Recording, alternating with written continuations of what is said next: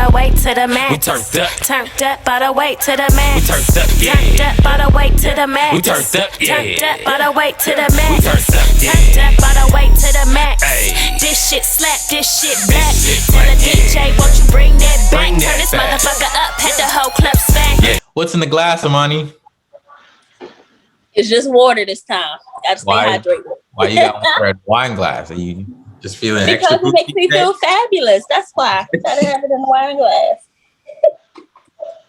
I contemplated on putting Moscato in here, but I was like, you know what? I'm gonna just stay hydrated for now, and then get the Moscato later. Moscato. Oh, Okay. so hot. My friend was hot. posting about some wine that her job gave her. She's trying to figure out if it's good or not. I'm like, look, you pull up to the crib with that.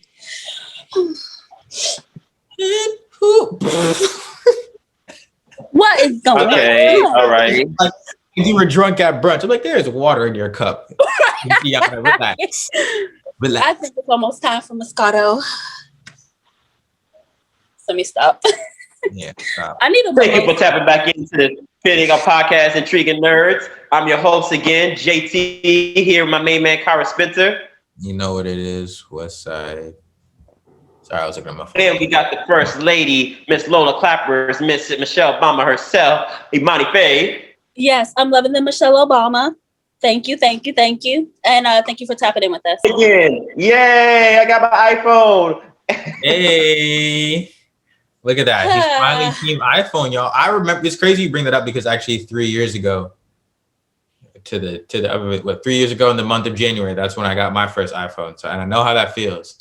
My message turns blue in the group chat and my LB immediately FaceTimed me. He's like, you got FaceTime now? Oh, it was a whole thing. Yeah, that's why I was like, I was saying, I was like, man, let me like this because they want to.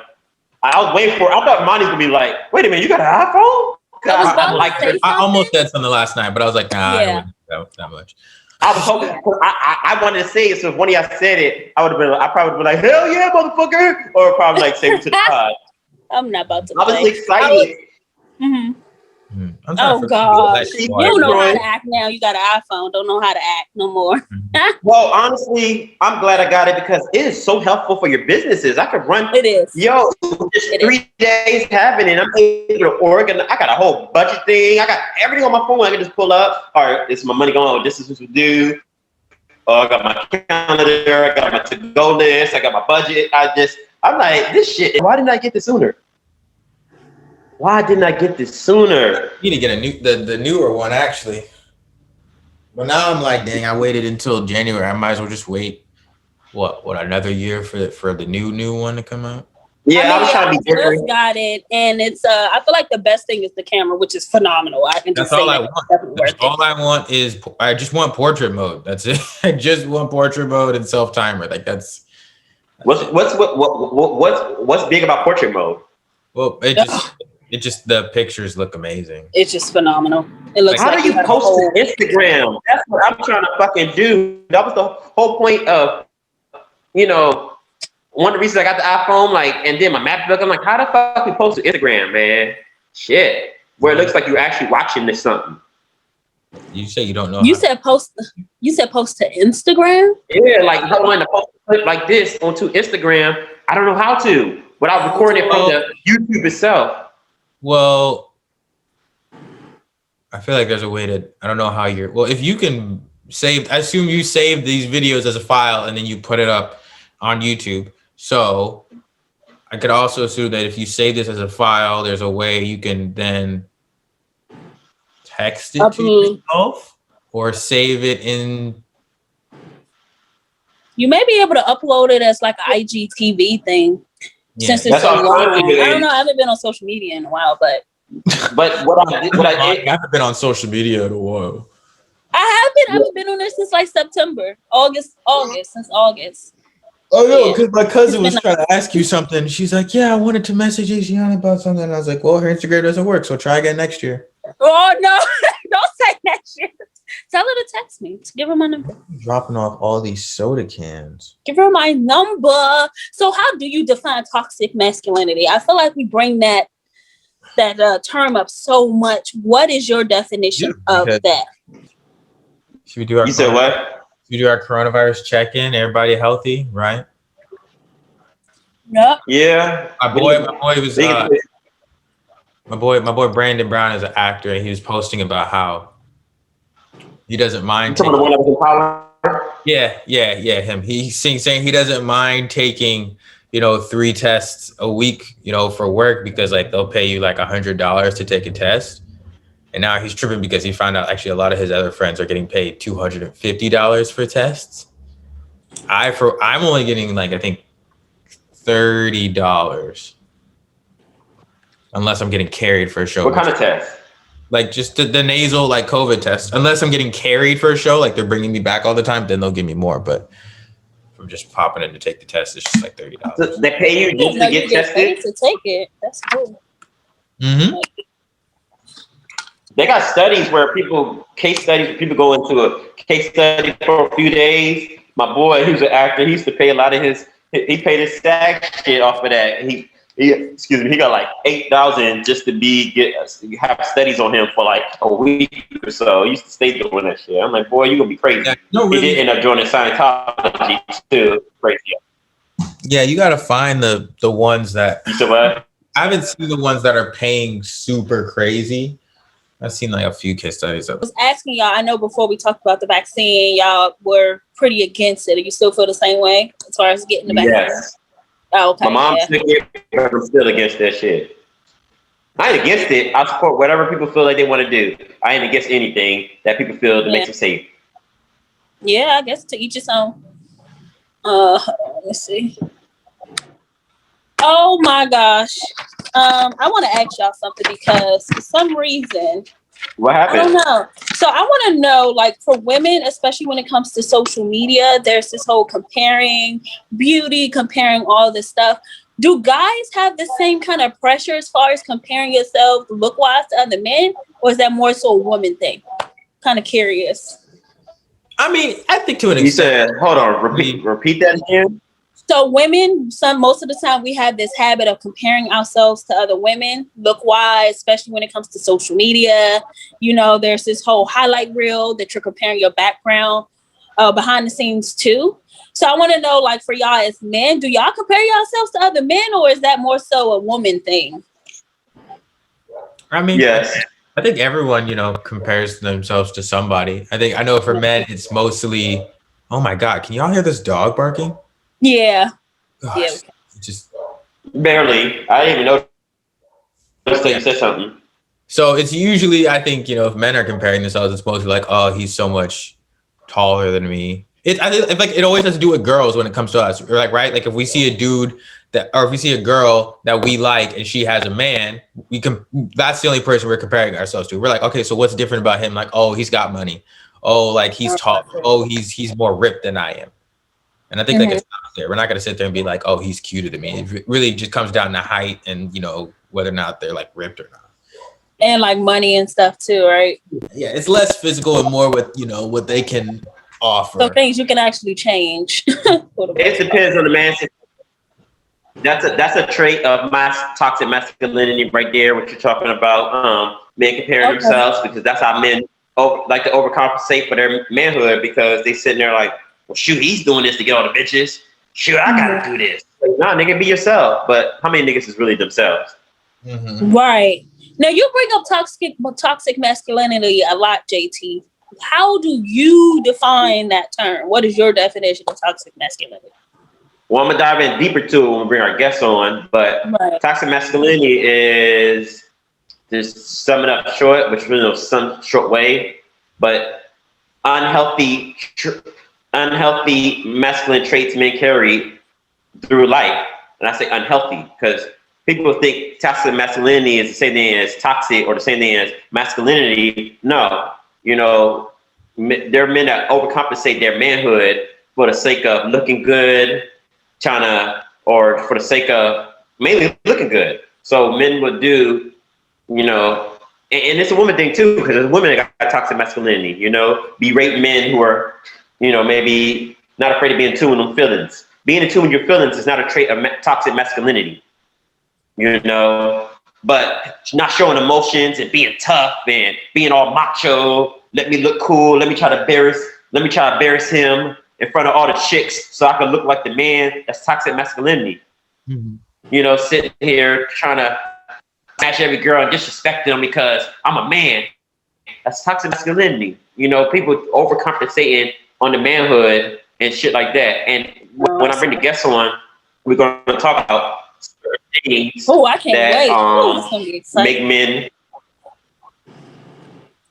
Like, here's the definition. My boy in high school, he wrote this on my post the other day, and I felt he described it perfectly. Shout out to Alan Anderson, Paper Ranch High School, 03 baby, yes. But he was like, the concept of how masculine stereotype, the concept of toxic masculinity. He said, the concept is how masculine stereotypes harm men. Toxic masculinity is toxic, but when people use that word, they're referring specifically toxicity created by masculine stereotypes, misogyny, homophobia, self-reliance, emotional repression. That's big. Men who don't show emotions, you know, because it's soft to show emotions. You know, women tease men who show their emotions. So it's like self-reliance and emotional repression for mostly is a precise thing. So toxic masculinity specifically refers to the way masculine stereotypes which harm men. So that's pretty much what that is, you know. And there's a lot of toxic traits that men carry that harm other men, but may benefit the man, and it might attract the woman. Mm-hmm. So a lot of women are attracted to toxic masculinity, even though they act like they don't. They are. No, I'm good on that. I mean, I personally. I feel like everyone, just when it comes to the word toxic, I feel like everyone has a little dab of toxic in them. Period. Just a little bit. Of course. I said just a little bit. Right. Everybody got a little bit of toxic. And as far as toxic masculinity is concerned, I mean, I'm sure, of course, there's a range, there's a spectrum of that. A certain level of toxic in everyone. And I do think that there's a spectrum. You know, I think that when you're in a lower spectrum of toxic masculinity,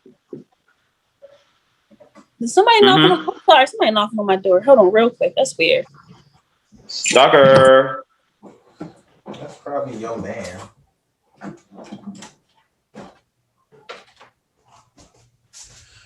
Ooh. So Imani got a stalker at her door. So let's hope not. Nah. Hope that's not. It wouldn't surprise me though. You know, they probably niggas be following. I ain't got time for that. What you feel about the toxic masculinity I was talking about, Cairo? I thought your definition was accurate. I think one of the biggest one is that emotional repression, especially because you brought up, you know, how girls be making fun of dudes for even doing stuff like that. I was hanging out with a friend of mine, and I remember she asked me, she's like, so like, are you in touch with your emotions?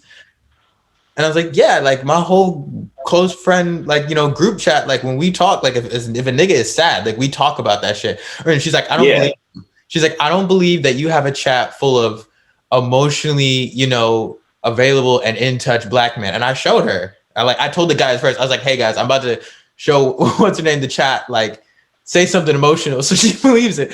So they started talking about like some actual shit they were going through. And she's like, wait, wow, like y'all are actually in touch with your feelings and you have conversations about that. Like she was blown away that's a thing.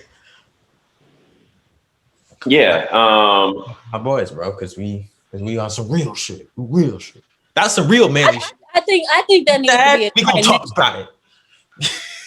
That's the real man. What was that? That's the real, because that's the whole thing, right? It's you see how he got sensitive and then had to compensate with the overly manhood, the toxic masculinity. He did it just right there. No, but that's what I'd be like, fuck these hoes. You all like in the no, but that's the thing though. Like that's like I think someone who's not afraid to like, you know, talk about how they're feeling, like that's some real man stuff. Because at the end of the day, it comes down to confidence. At the end of the day. So if you're confident enough to be like, oh yeah, I can tell you when I'm depressed. I can tell you when I'm angry. What were you about to say, Imani? Because Imani was about to bounce off. She has something for you. Snaps to that. No, I was just going to say more men, that needs to be a trend. Like men need to freaking like not try to act so, not try to be so tough all the time. I feel like that ego is what gets in the way of relationships, if you ask me. But I'm not saying men need to go out here being all Drake all the time. On the spectrum of Drake to Future, you just plain old, you know what I mean? I love me some Drake. He fine and all, not saying like, okay, wait. Let me You ain't even drink no one. Let me scale that comment back. Let me scale that comment back. You know, Drake is cool. I like his music. I like that he's in touch with himself, his inner light skin. But you know, I a whole episode. What you say? Light skin versus dark skin stuff, and here you go. I'm just saying. Okay. I don't know why my neighbor chooses to bang on the freaking wall while we're recording. Because you're loud and you ain't giving them no attention. Huh? I said you're loud. You ain't giving them no attention. No, I think somebody new just moved in because nobody lived next door to me before. And now it's like all this banging. Oh yeah, they put in the bed and stuff in, or maybe they're breaking it. No, you know I like not having somebody. That sucks. Man, now I gotta be quiet most of the time. Hold on. No, you don't. You're true. That's true. But yeah, and then the thing about Hollywood is that everything's opening up again. But no, I was just saying that I feel like men, especially Black men, I feel like there's this whole thing of, you know, not being able to show any emotion, like you guys were just saying. And, you know, I think it's healthy, especially when a guy finds, you know, a woman that he's really comfortable with. I think it's kind of healthy to, you know, open up here and there. But I guess you have to just find the right person too. Mm-hmm. You know? Or he has to want to open up. Some men, again, when they feel like that, especially because sometimes even mamas teach their sons to be like, don't show no emotions and stuff. Yeah. And so I teach him as a kid, and then when you get 19, she's like, why you don't show no emotions? Well, all you taught me is don't show no emotion. Now you want me to have some emotion? So that's a word. Really, that comes down to that. That's a word. Yeah, that is very true. Yeah, because my little boy too. Shout out to your uncle, Imani, too. Shout out Imani's uncle. Shout out Imani's uncle. Shout out to Uncle Jermaine. With the feedback and all. This for you, brother. This for you. Yeah. This for you. He called me again about the show yesterday. It was like, oh my gosh, I love y'all podcast. I'm gonna watch again. You know, some real stuff. And then, you know, he's older. So he's like, you know, oh, let me see what these young people are talking about. I want to see what they got to say. And he loved it. He was like, I'm going to just listen to 5 minutes. And then he watched the whole podcast. So, yeah. Right. Oh, he ended up watching the whole thing? Yeah, he ended up watching the whole thing. Yeah. And he said he's going to watch more episodes and everything. So, Uncle Jermaine, you know. So, yeah, shout out to Uncle Jermaine. I love him. Shout out to Uncle Jermaine. The blackest name I've heard all week. Who? He said, shout out to the blackest name I've heard all week. Blackest names I've heard all week. What, Jermaine? I was hoping. Huh? I was that comment you just gave I was hoping that's what I was to get from him, from people when they let me just click on it and then they just tap in this. Okay, this is kind of interesting, and keep them in. Yeah. Because people are attention spans are like microwave, but if it's something good, like a documentary or a movie or a podcast that catches their ear and triggers something that make them want to stay, they're gonna listen for at least a good 20 minutes, and maybe the whole episode, like your uncle. That's very true. That's very true. Yeah, he said he was very entertained. He loved how authentic we are. He loves our energy and our vibe. He thinks we have great, you know, vibes together or whatever. Get great chemistry. I feel like that's the comment a lot of viewers say, that we have great chemistry. They've been saying that for the first episode. And great topics too. Yeah. Yeah. In other words, discussing JT the love game and everything will work out. Oh gosh, I knew that comment was. I said he's going to make a JT comment eventually. Like it's coming. It's definitely coming. And that was that. There we go. JT commented today. Speaking of coming, we're about to dive in deeper into this topic of toxic masculinity and the power of a fat ass. This is gonna be juicy this episode. We're gonna go in for sure. We got 4 guests. We got my man Tenn Stacks. We got my boy Gabriel. We got Shy Mathis, beautiful queen, and we also got Nikki St. John all coming on to talk on. So this is going to be very interesting. Thank you, and keep tapping in with us. Yeah, I know.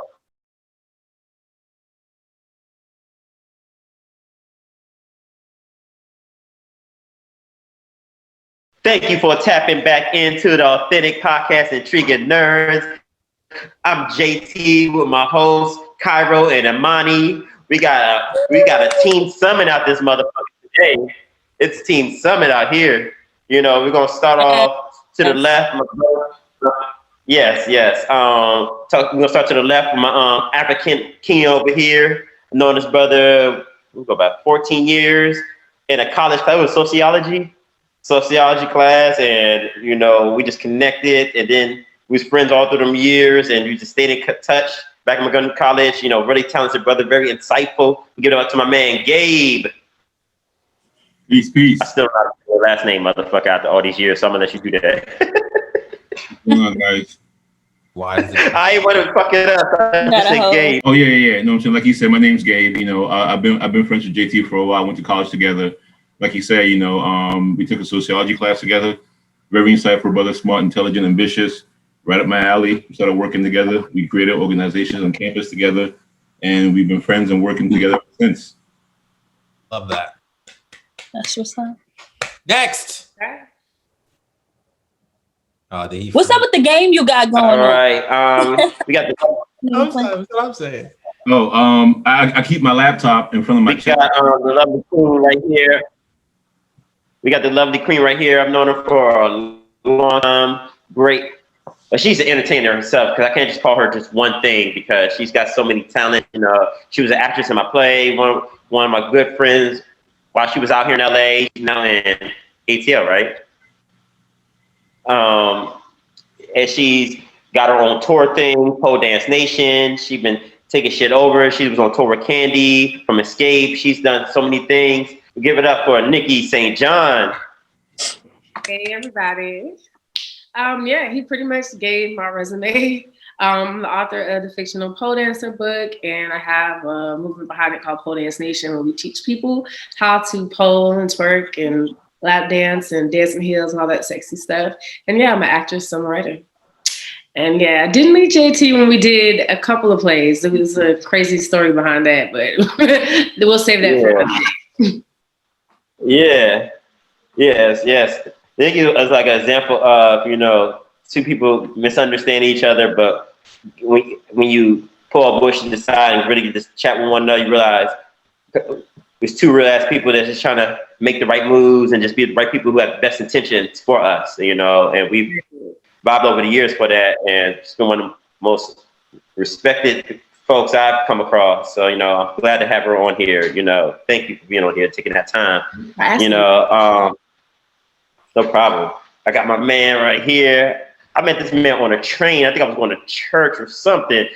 We just talked on a train, and I did not know what. We just started just rapping it up, and we connected with, you know, our favorite rapper, still my favorite rapper, Joe Budden, who actually inspired me to do this podcast. And then, you know, we connected. He went to Howard. He had the dope Howard parties. You know, he was the reason I was going to Howard, because I never went to any of the parties unless it was this man's parties. You know, representing Harlem, dope ass rapper. I want to call him a philanthropist, an activist, along with my man Gabe right here.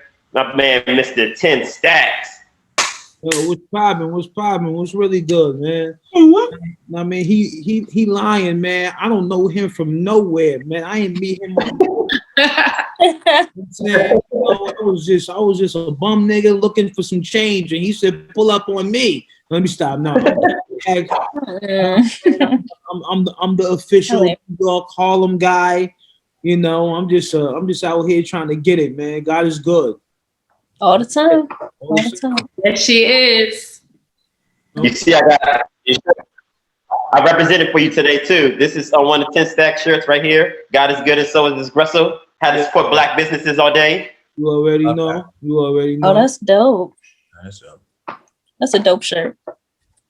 All day. And I have Shy. I think she came off. When she comes back in, I'ma get it. She'll just jump right in. How's everybody doing? Y'all ready to get this little Teen Summit thing going? Yo, let's go, bro. Let's do it. Let's go. Let's get it. I'm here. What's poppin'? All right, we're gonna start with this toxic masculinity. We was talking about it earlier in the segment before we brought you on. We dove a little into it, and you know, I'm gonna let you two start with you two. Tenn or Gabe, you want to go first? What comes to mind when you think of toxic masculinity? Well, when I think about toxic masculinity, I can't help but think about the origin of the word toxic masculinity. You know, when it comes to almost everything, I focus on the etymology of it. And so when I think about toxic masculinity, I think about a term created by white people to express themselves in regards to how they feel about the way that their white male counterparts treated them. So I mean, just we're breaking the ice with that. My thoughts. Why JT roll eyes like that? I'll keep it real with you. I mean, like, if I had to put a term on it, I mean, I'm kind of with the brother Gabe on it. I don't really use the term, but if I had to use the term toxic masculinity, it would really be community terrorism in the Black community. You know what I mean? Like killing people senselessly for 25 cents or looking at them wrong or some shit like that, or, you know, disrespecting individuals while they just walking by. That's what I would like, you know, categorize as toxic masculinity.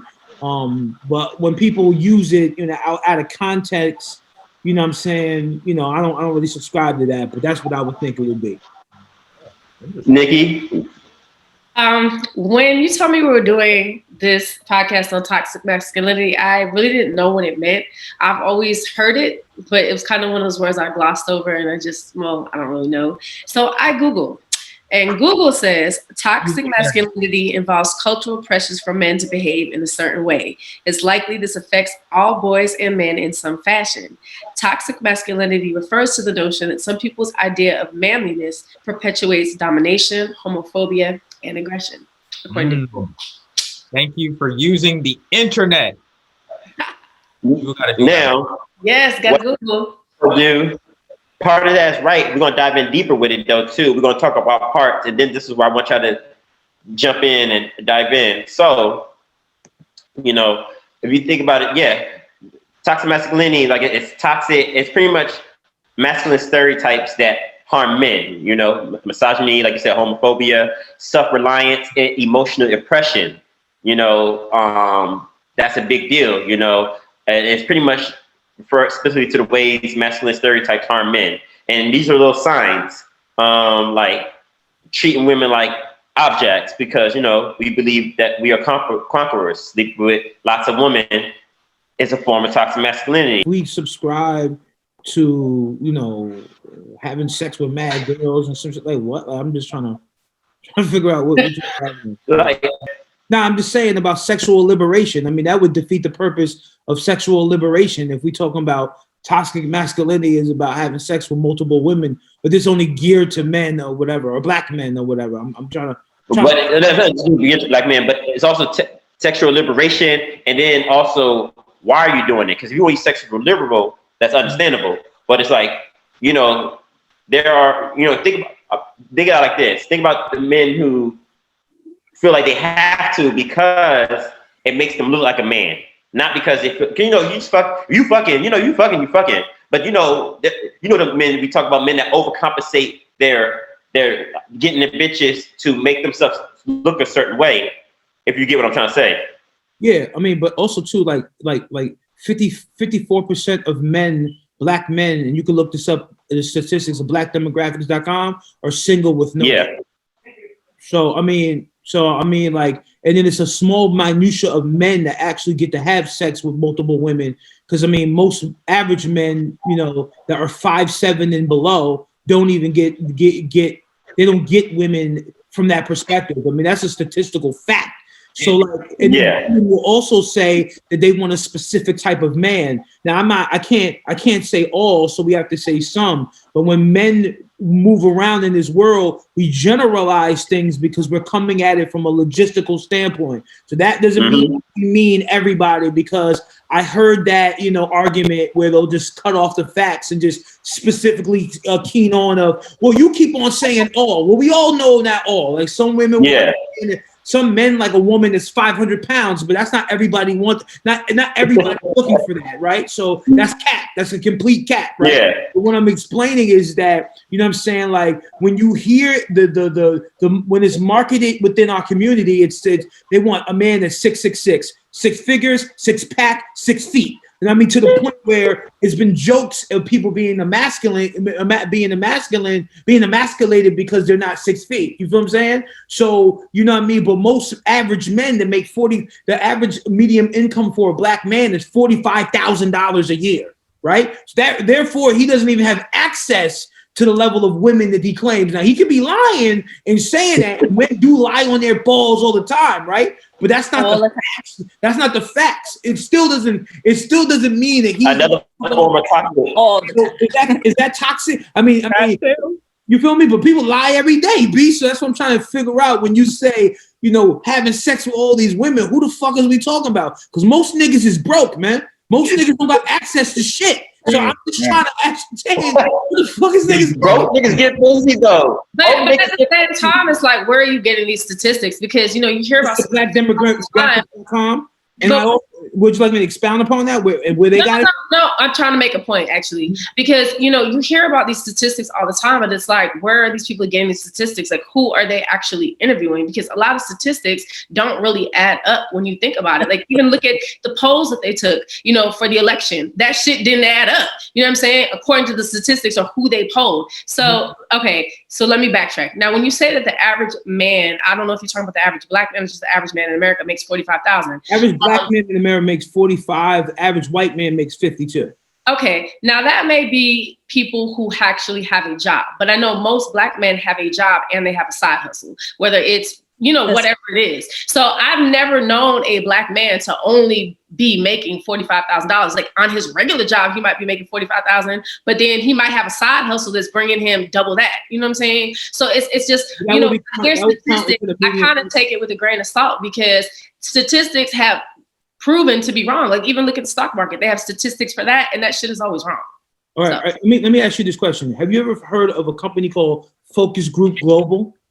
I've heard of focus groups, but not that particular company. That company. Okay. So when they're getting their numbers, I mean, when you say that a person that is making a specific number a year added to what they're doing in a side hustle, that's also added into what they're doing as well. So, but the average person in America, right, is only making 45,000 or 52,000, right? And it's only 10% of people in general that make $500,000. No, I'm sorry, $100,000 or better. Now you have to understand that yes, that means there's millions of people, but when we as black people say everybody, and we only know 20 people, right? So when I'm talking about the average, like in census and government, this is how they base off their economy on what people make. This is how they base off how they tax you on what people make. So when you say the statistics aren't real when it comes to median income, literally capitalism is built upon what you make and how they can tax you. I mean, I hear what you're saying. I'm just saying I don't believe the statistics. And on top of that, people don't always report correctly on those things. Well, in this era, there's an era of people are campaigning and facts don't mean anything either. So whatever. I like that right there. I like that right there. That doesn't mean you're. I mean, a lot of facts are skewed. So okay. Another sign. So I'm going to switch up. Another sign. Fake alpha men. Women fall for these fake alpha men because fake. They take charge, and a lot of women are easily fooled by a man's persona. So some guys make fake the alpha, because you got alpha men, then you got the fake alpha men. You know, if you get what I'm saying, Tenn, Gabe. Sure. Well, you want to start her off, Tenn?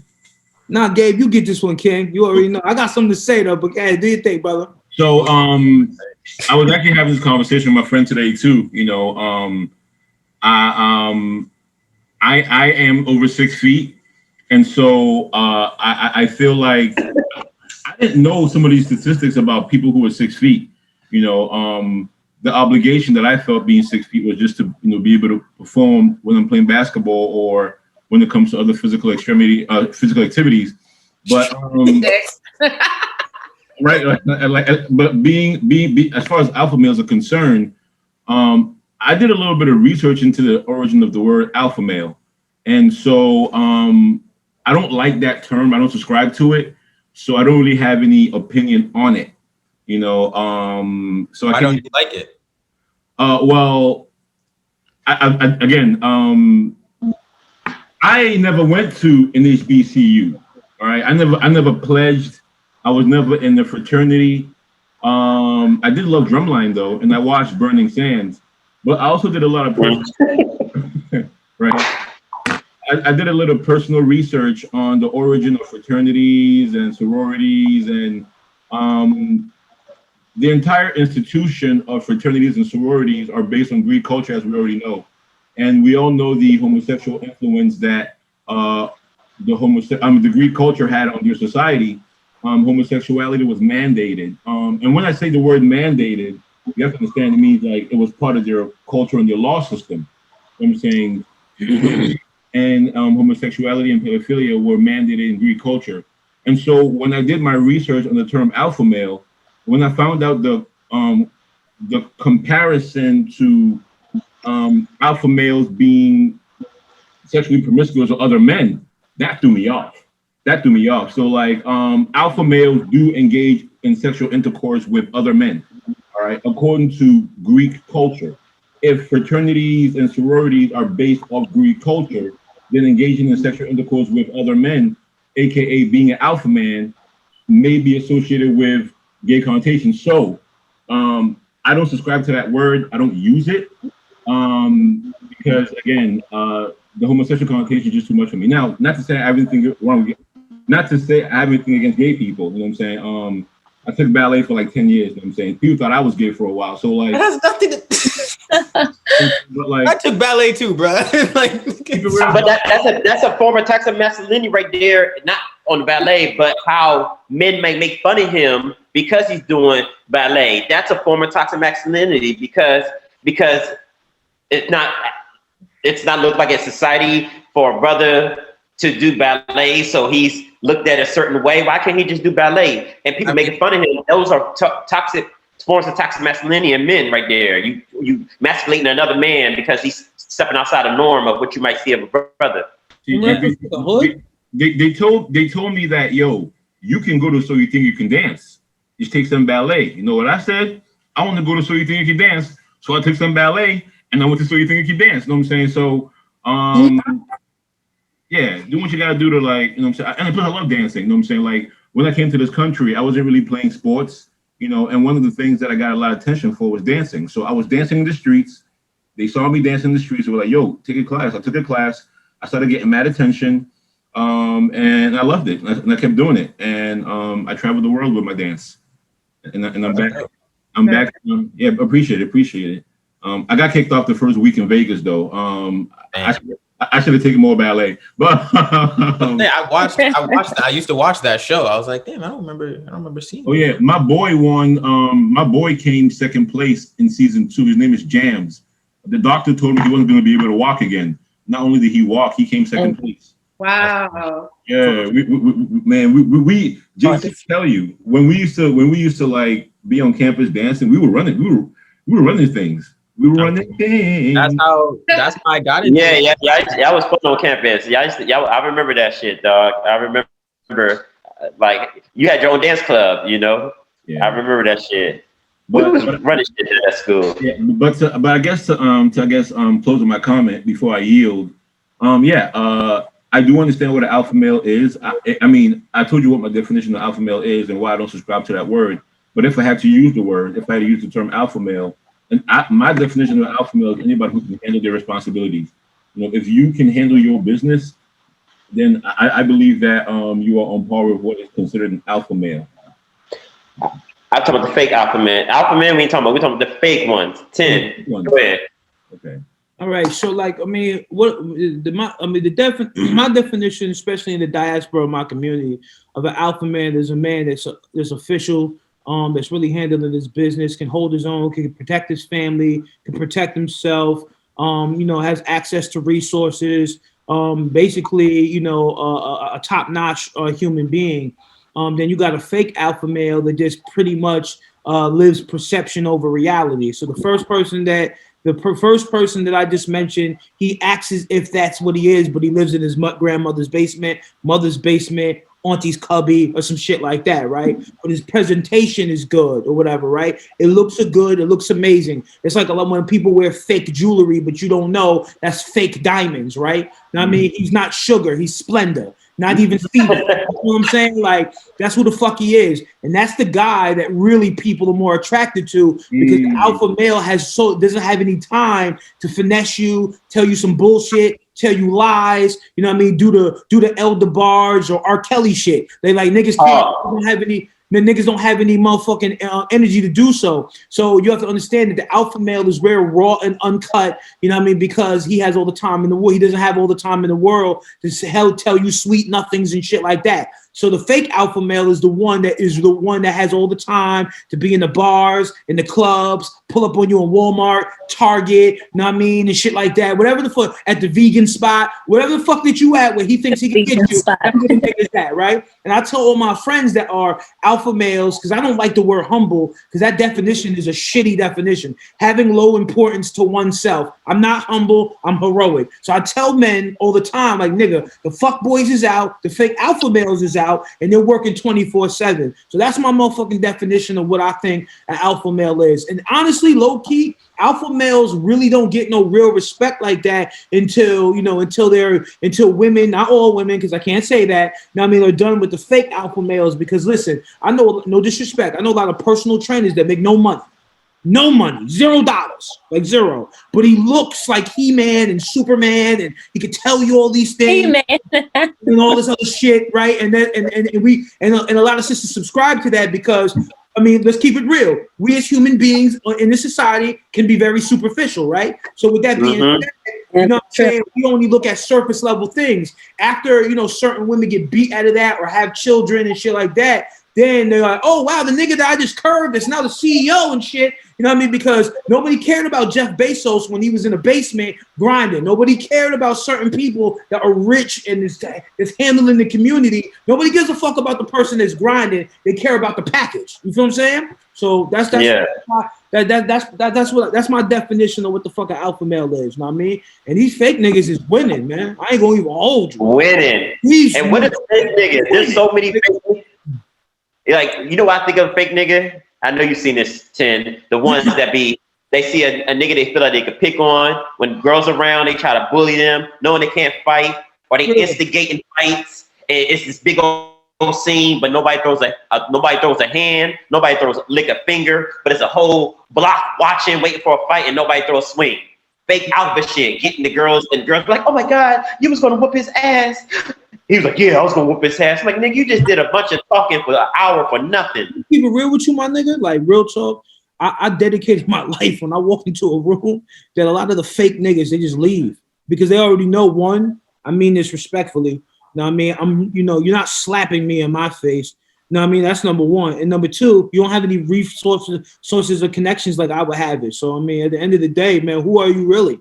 Your fake ass chain. But I gotta give these niggas. These niggas need Academy Awards. And they be getting the baddest joints, man. Nigga, I be like, when I be watching the academies, I'm like, yo, they need to just make a special one, maybe on, I don't know, not even BET, one of them underground, and the Academy Award goes to bitch ass nigga in the win because this nigga's good. This nigga's players haters ball, man. That player hater ball shit from the Dave Chappelle show. As a real, a real nigga or alpha male or whatever the fuck you want to call yourself, you know what I mean? I'm a strategic guy, right? So one of my favorite books is Art of War, right? I be watching these, I even kick you with bitch niggas like, yo, nigga, what the fuck did you say to her? You don't got shit. Like, nigga, like, how did you fuck your way to getting a PS5 in her crib, nigga? Like, you know what I mean? Because, like, when a nigga's grinding, like, when a nigga's focused, when you got a John Wick type of nigga, like myself, when I'm a man of focus, I'm not thinking about how I could finesse some person to get some shit. I'm just thinking, yo, I need this. I need the yacht. I need mad champagne. How the fuck can I get it? Versus this nigga where he like, yo, I'm at Burger King. I'm going to tell her some lies. And then he gets in there, nigga. Then he fucks her to sleep. And he be in there. That's why I ask these niggas these questions, man. Hey, Tenn. It'd be the baddest one. It'd be the baddest one. But the thing is, it's like these fake bitches, it's like they put time into their looks to get, a certain type of guy. It's like, it sounds like these guys are putting time into their game to get certain because that's what y'all going for. So of course they're gonna put time into the look. If you're looking at appearance right away, it's like, well, because as most sisters, if he ain't got the appearance, you're not even hearing what he got to say if his appearance ain't on. Well, let's be real. Everybody looks at appearance. That's the first thing that you see. And if the appearance, And that's why these niggas putting that time in. It's like, well, I gotta look the part first, and then I can fake it later. Let me ask you a question. at the same point in time, though, you can say that about a woman. You know what I'm saying? Women put in we have to put in a certain time in for our look for us to get you to be interested in us. It's the same thing. But this is the difference. Niggas go fuck you in some sweatpants and a tank top. Let me say this though, right? The thing about certain sisters, not all, is that they wait on a nigga to come speak to them, right? And then they go on social media and all these platforms and goes, there's no good men in the world. Then I tell sisters, yo, if you're ambitious, if you're ambitious about your paper, you should be ambitious about getting you the right man that you want. Because a nigga that's making 6 figures is not gonna pull up on you in a motherfucking Walmart. Okay? Like, you know what I mean? Like, it's unlikely that's gonna happen, right? You know what I mean? And you gotta understand the realism of what's going on here, right? The fuck boy will be out there like the feds staking out some niggas to go raid. That's what the nigga's gonna do, B. You feel me? Like, I have no time. I'm gonna keep it real. Like, I have absolutely no time to be traveling the whole world looking for some girl that's looking for a high value man. Like, I have no time to do that because I'm still trying to secure my bag. So with that being said, it's just like, and I be asking women, where you meet this nigga at? Oh, dating apps. Where you meet this nigga at? Oh, the grocery store. Where you meet this nigga at? Yeah, well, beloved, I mean, and then grocery store when he been following you for 4 hours and shit. This is the great thing about women that I love, right? Because they'll see a potential in a whole ass nigga that shouldn't even be there, right? Like, they put more equity on the nigga than he needs to be. The nigga works at Chick-fil-A, yo. You met the nigga at just because he got abs, he still work at Chick-fil-A. Chick-fil-A is Chick-fil-A, right? So if you looking to be high quality and you're like, well, maybe they got some good chicken too. Maybe chicken sandwiches. Sorry. But that's what I'm saying. Like, they be like, well, maybe if I could just do this and that and the third, then 5-6 years go by, this nigga's still at Chick-fil-A. Homeboy is not even a manager, yo. And that's you. I was about to say, but is he the manager though? See, beloved, even if he's the manager, depending on what your taste is, I mean, come on, man. Right. I mean, now he's the owner of the franchise. Yo, but listen, but I say this respectfully. If that's what you want, just tell the truth about what it really is versus what it really isn't. Because some people love the fact that they can have this victim story and it's just some fairy tale Disney bullshit. You know what I'm saying? Because I know a lot of niggas, I mean, in my network that's getting to the bag, nobody's going to pull up on you in no motherfucking Kroger, ShopRite, a Giants, Safeway. Niggas is not, you know what I mean? Like, niggas is usually ordering they shit now because niggas is trying to, you know, monetize their energies to really getting the bag and becoming high value in this society. Nikki, Imani. Wait, what's the question? I don't know. No, I was going to say that's a lot to digest. That is a lot to digest. I mean, I'm definitely the type of woman that does not, reach out to men. I expect the man to make the first move at me. I've never taken initiation. I know there are women that do, and that's just a matter of perspective. I don't think that goes to say though that they necessarily will want the man that works at Chick-fil-A or whatever, and that there's nothing wrong with, I mean, because everyone starts somewhere, and to your point, if he's sitting there and his standards are lower, and he's at Chick-fil-A for 10 years and haven't moved or whatever, then obviously if she wants that man, then I don't know, that's just a matter of her standards or her needing to, I don't know, adjust or whatever. I don't know. Hold on. You don't know. Just say you don't know, and that's it. Okay. No, my sinuses are killing my. Is that why you keep brushing your hair? Because the sinuses are acting up? That's why? When I think of toxic masculinity, I think of something completely different though. I think of guys who are controlling. Yes. As far as that's another one too. As far as it, applies to me. So I think of men who are controlling, men who are overly aggressive. I like aggression, but like I don't like overt aggression. And then I also think of like just guys who it's like you were saying earlier, they want to have sex with as many women as possible to make themselves feel better about themselves. Now, there's nothing wrong with having sex. There's nothing wrong with having options. But I feel like it gets to a point where it's like, okay, you're not respecting yourself. You're not respecting any of these women. You're lying to everybody to get what you want. Yeah, and that's what I was trying to say. Yeah.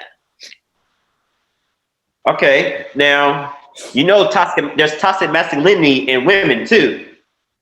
You know, like women that like to emasculate brothers. There's a lot of those. That's a top form of toxic masculinity in women right there. Toxic femininity. Oh, you can't say that, man. Say what? You'll be a misogynist if you say that, bro. Women are incapable of being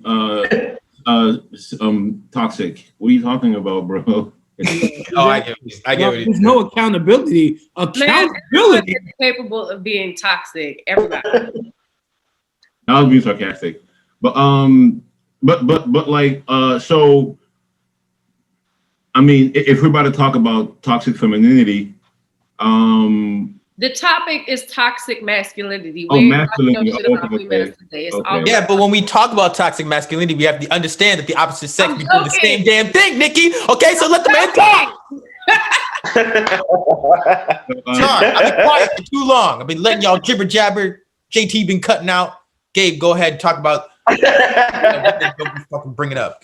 I mean, toxic femininity, in my opinion, is pretty much, you know, obviously the opposite of toxic masculinity, but I see toxic femininity in almost everything that I see in society. You know, even now, in my opinion, an example of toxic femininity is supporting women who are toxic because they're empowering.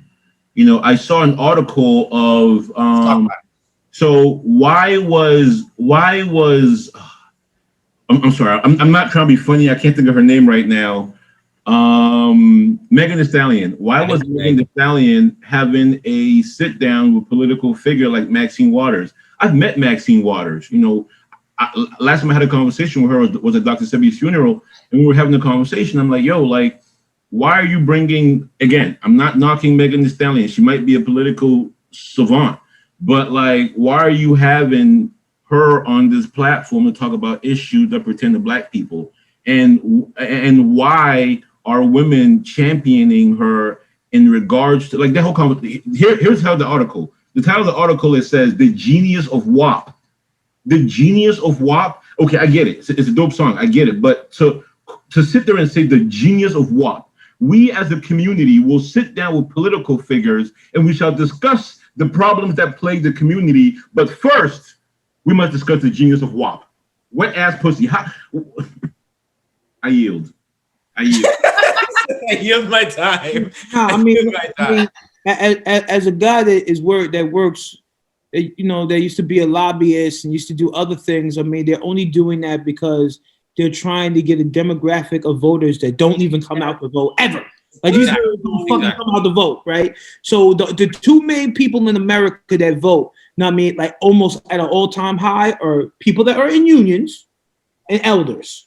Those are the two main people that really save a lot of elections, and everybody else that falters into that. But those are the two main people that they do background deals for, because usually if you're working a blue-collar job, you're part of a union. That means police, that means military, that means people that are taking out the trash. There's the people that work in city government. I mean, it's a slew of people all across the board that have these specific jobs and shit like that. So that's the reason why they're doing it. But at the end of the day, for the life of me, I don't understand how they're spending money on some bullshit. Like, you know what I mean? Because literally Megan Thee Stallion, I mean, you know what I mean, she's not marketed, because I don't know her personally, as knowing who her council person is. Right? You know what I mean? So like, what the fuck is that? So I agree with Gabe on that, but I even agree even if it was Future. Like, you know what I mean? Where it's just like, what the fuck is this entertainer doing on here when they're marketing themselves as a drug dealer or a sex worker? literally, you know what I mean? That is just, and even the whole sex work thing is a political construct with really no basis behind that, as far as the people that's promoting it to the masses of folks. You know what I'm saying? Because if you really divulge in that, literally it's places in America where sex work is legalized and stuff like that. So that's but they weren't, and why I'm bringing that up is that in the Megan Thee Stallion situation, they weren't bringing that even into a factor of making that a law, taxing it. No, that was just, they just used her for popularity purposes at all costs. Wow. We're gonna make this Stallion. Go ahead. Say about this. Okay, so first of all, sex work is work. And I'm not saying that you didn't say that. I'm just saying my personal opinion. Sex work is work. So would you tell your 14-year-old daughter to do it? Hold on. And first of all, if at 14, I wouldn't be telling my daughter about sex, but I feel like guys all the time, it's like they want pussy, and it's like, what am I getting out of it? So I would definitely tell my daughter that if you have sex with somebody, make sure you get something out of it. Whether that's something that you want is money, whether it's a relationship, whether it's love, it's time, whatever you want, get something out of it. Don't just have sex to have sex.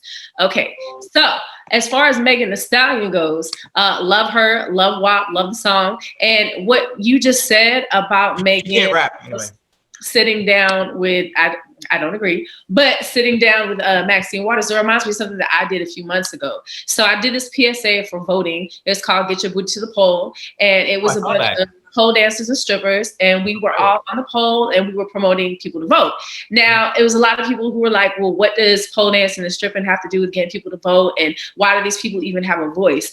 Because it targets a certain demographic of people who obviously are not voting. Now, I think that may be the same case with Megan Thee Stallion. When we did it, we had such a huge outcome, and it was really to get people to vote in Georgia. And as you can see, you know, I'm not just saying that it was because of us, it was because of a lot of concentrated effort from other groups, but Georgia did flip blue this year. So I think that people are looking at different avenues right now of how to reach their target demographic, and you can't always use the traditional methods because obviously those traditional methods aren't working for the people that you want to reach.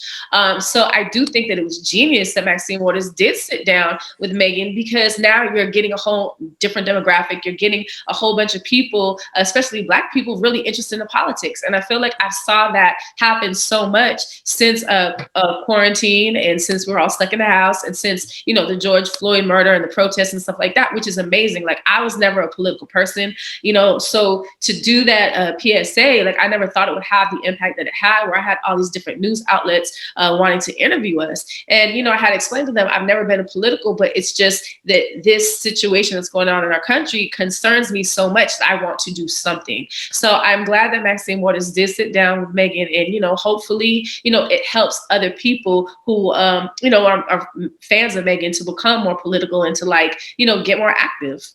Hey, Nikki, were you paid to do that? I was, okay. But I would have done it for free. You would have did. Okay, I'm gonna be honest with you. I truly don't believe that.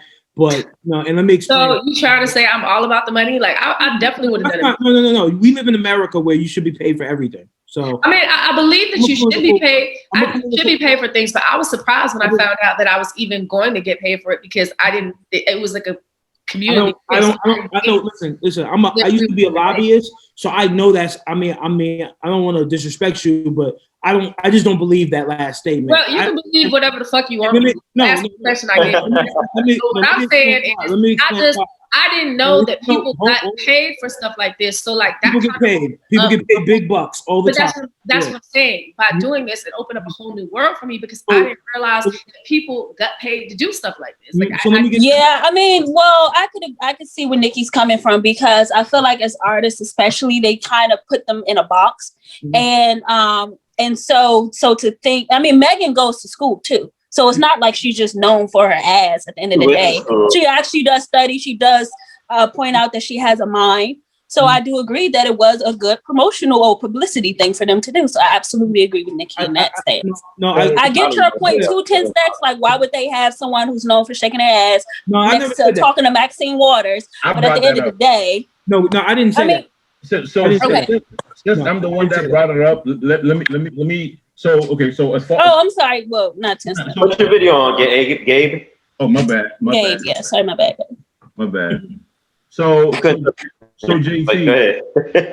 Yeah. So real quick, you said keep it real, right?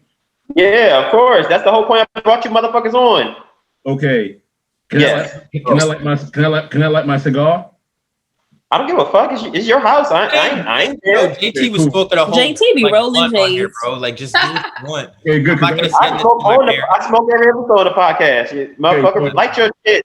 Light your shit, nigga. I need you to bring out Gabe. I need Gabe in this right now. I need you to be. I need the Gabe that gets blocked on Facebook all the time and Facebook jail. That's what I need right now. Oh, Facebook jail. Nikki, can you name 3 female civil rights leaders who are below the age of 40? You said 3 civil rights leaders who are below the age of 40?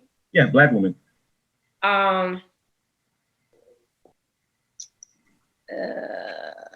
You know why I asked you that? I cannot. Yeah.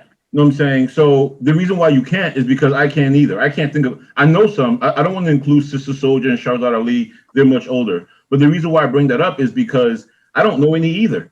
You know, and so when it comes to finding people who can speak for our people, they retreat to these celebrities because they can control these celebrities. And I get what you're saying. There is some, I'm trying to find it. I'm trying to find the positive message behind using sex as a way to get people to vote. Did it work? I don't know. We all know that the election was kind of even people who okay, but I guess what I'm trying to say is I don't want to like get too sidetracked because I'd be rambling. But I guess what I'm trying to say is there are other figures out there who could have made the same type of impact that they were gunning for, but they chose they chose Cardi B. I'm sorry, they chose Megan Thee Stallion. Before that, they chose Cardi B. You know what I'm saying? So, like, I'm trying to figure out just who exactly are they targeting, and why do they keep choosing people who are so divisive in the Black community when it comes to sexual promiscuity? Because I believe that's a form of toxic femininity. You know what I'm saying? And Gabe, I wanted to get there too. You get into my next point. Go ahead, Imani. No, I was going to say, I almost wonder if the reason they're using that community is because, you know, people who are following the younger civil rights leaders, they're already knowing what's going on. It's the people that do follow the Meg Thee Stallions, the Cardi B's, that aren't quite tapped in. And that only makes me wonder that that's why they use those people to tap into a different. Do they give a fuck? Do they give a fuck? That's a question. You know, at the end of the day, the government, you know, everyone has a different stance on whether they trust them. Are they telling us lies? They may not care. Hey, it goes deeper though than this. It's funny because my next thing I wanted to bring up was Meg Thee Stallion. How y'all got to her, I don't know how, but it perfect segue. Hot Girl Summer. There was a plan behind that Hot Girl Summer. You know what it's about. You know, these women. We in a society where women are savagely sleeping with men with no emotion. And that's a dangerous woman right there. A woman that fucks with no emotion, that's some dangerous shit. What's wrong with that? Y'all been doing it. Yeah. I knew you, Nikki. I knew you'd say that. It's the same women that fuck with no emotions that, you know, at times find a hard time connecting with a man because they don't have no emotions to connect with him. Well, I guess that describes me. Yo, I'm an emotionless motherfucker. You are. I thought you would have changed over the years. I thought you grew a little bit, but maybe not. I have grown, but okay. What I learned early on was like you have to separate your emotions from sex. Like they're not supposed to go together. Now, if you have an emotion for somebody, it can't just be because of the sex. It's because of, you know, whatever connection you have with that person. But I just find that a lot of people are just full of shit. So I do not allow myself to connect. Damn. I know Tenn's ready to come in. I wanted to come in, but I'll let Tenn go. Hey. Because Nikki, I really have a lot to say as far as just your response, because I believe that's toxic. You know, I like. Why should I connect to somebody that ain't shit? Like, why should I do that though? Why are you fucking someone who ain't shit? Because the dick might be. I mean, y'all fuck someone who got that wop, and you know that you don't want to be with her, but she got that wop. So this is why I say all the time, bro. Like we always get to this point where we get into this drama, we get mad, we fuck with someone who doesn't have emotion, who's all fucked up. But if y'all just concentrate on yourselves and let things happen and find someone like, oh, who's intelligent, oh, who actually likes me for my emotions, and then y'all have sex with them. Mhm. What if Well, you have consistent dick while you dating other people and looking for that one? Just saying. You fucking. Stop fucking. But you can get consistent dick in a good man too. All toxic niggas don't have good dick. You know, there's some good quality men that got good dick too. You know. But the Exactly. fuckboys have the best Facts. dick. See? The So, what, Nikki? fuckboys have the best dick.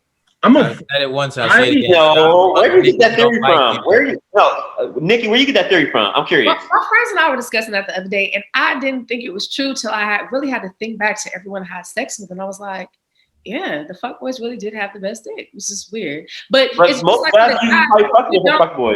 you don't always marry the woman who has the best sex. You might marry the woman that you're in love with and you like the sex and it's good, but it may not be the best. So it doesn't mean that the guy that I'm with has to have the best sex, but so far it's just been the fuckboys that have had the best sex in my experience. because But have you fucked anybody other than fuck boys? That's the thing. honestly, Yeah. See- I mean, two of the You got to guys think about it. were not fuckboys. Two of them were not. One was, but yeah. Two, Nikki, you got you. So the two out of I don't know your body count. I've been in 3 relationships, so only one was a fuckboy. so But you're a sexually free girl, so 3 relationships don't equal to the amount of men you might have been with, though. So it's like, how do you know from fuckboys to someone who's not if it's good or not? I'm just curious. I'm just trying to get your perspective. Because we were talking about the best sex. So I'm just saying, out of all of the people that I've dealt with, the fuckboys have had the best sex. plain and simple. So my question to you next is because again, we are on the topic of toxic. And Masculinity, toxic masculinity. hey, That as right above, there. so below. That right there was toxic femininity. Yeah. Right there. I don't understand how, but So I was talking to this single mother, and I was giving her all this woke knowledge. And long story short, she asked how all this woke knowledge I had could feed her kids, right? And she had a great point. So I kind of took a step back from educating people on, you know what I'm saying, science and history and stuff like that. And I focus now on finance. But like, I mean, I feel like I need to find a balance between teaching people about history and finance, because I feel like it all relates, you know, but a lot of people need financial information. So I try to stay reserved for my other information. that was really interesting though. Like I didn't know that about, that any pharaohs were women, or, I've always felt like women and men were kind of created at the same time, not necessarily the biblical version of things, but, it's very interesting. Something that I want to dive into now that you brought it up. So thank you for that. Of course.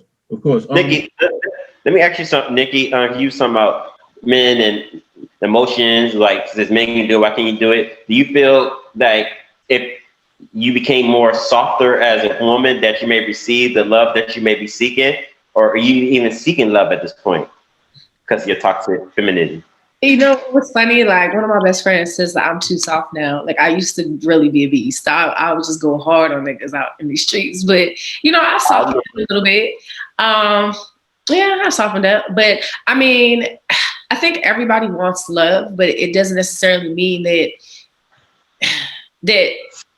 the people that you're are dating or the people that you know are that person that you need to be with. So I'm just kind of like taking my time with it, just having fun, going out, dating different people, and when it happens, it happens.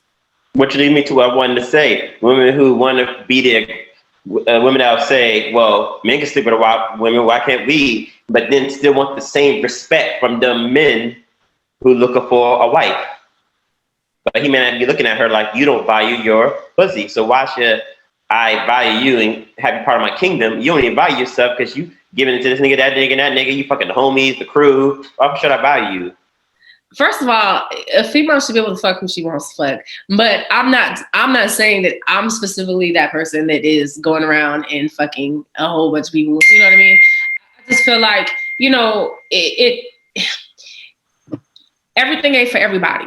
So just like it might be a nigga out here who's a hoe, it's gonna be another female who's a hoe, and then maybe they be happy together. I don't know. I don't have all the answers. So I'm just saying that for me personally, I don't necessarily tell every guy my whole sexual history or how many dudes I've been. That's really none of his business. But I don't present myself in a way that would make somebody think that you know, I'm just out here wilding.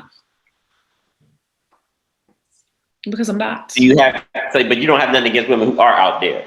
Not at all. I mean, guys have been doing this for so long, and it's like there's this game that makes women feel like you a hoe just because you go out with different females. I mean, like, look at Steve Harvey's daughter, right? She was going out with all these different guys, and then it was like all of a sudden, you know, she got labeled a hoe, and it's just like, y'all don't even know what she's doing with these niggas. Just because she goes out with them doesn't mean that she's sleeping with them, but even if she did, that's her business. But it's the point that it's like we get guilted into being shamed by men just because we're going out with a bunch of men, you know, but y'all do the same thing. Y'all have so many options. You know, women really need to have their options. They need to have their players put in their rotation and figure out who's going to be the best person for you, period.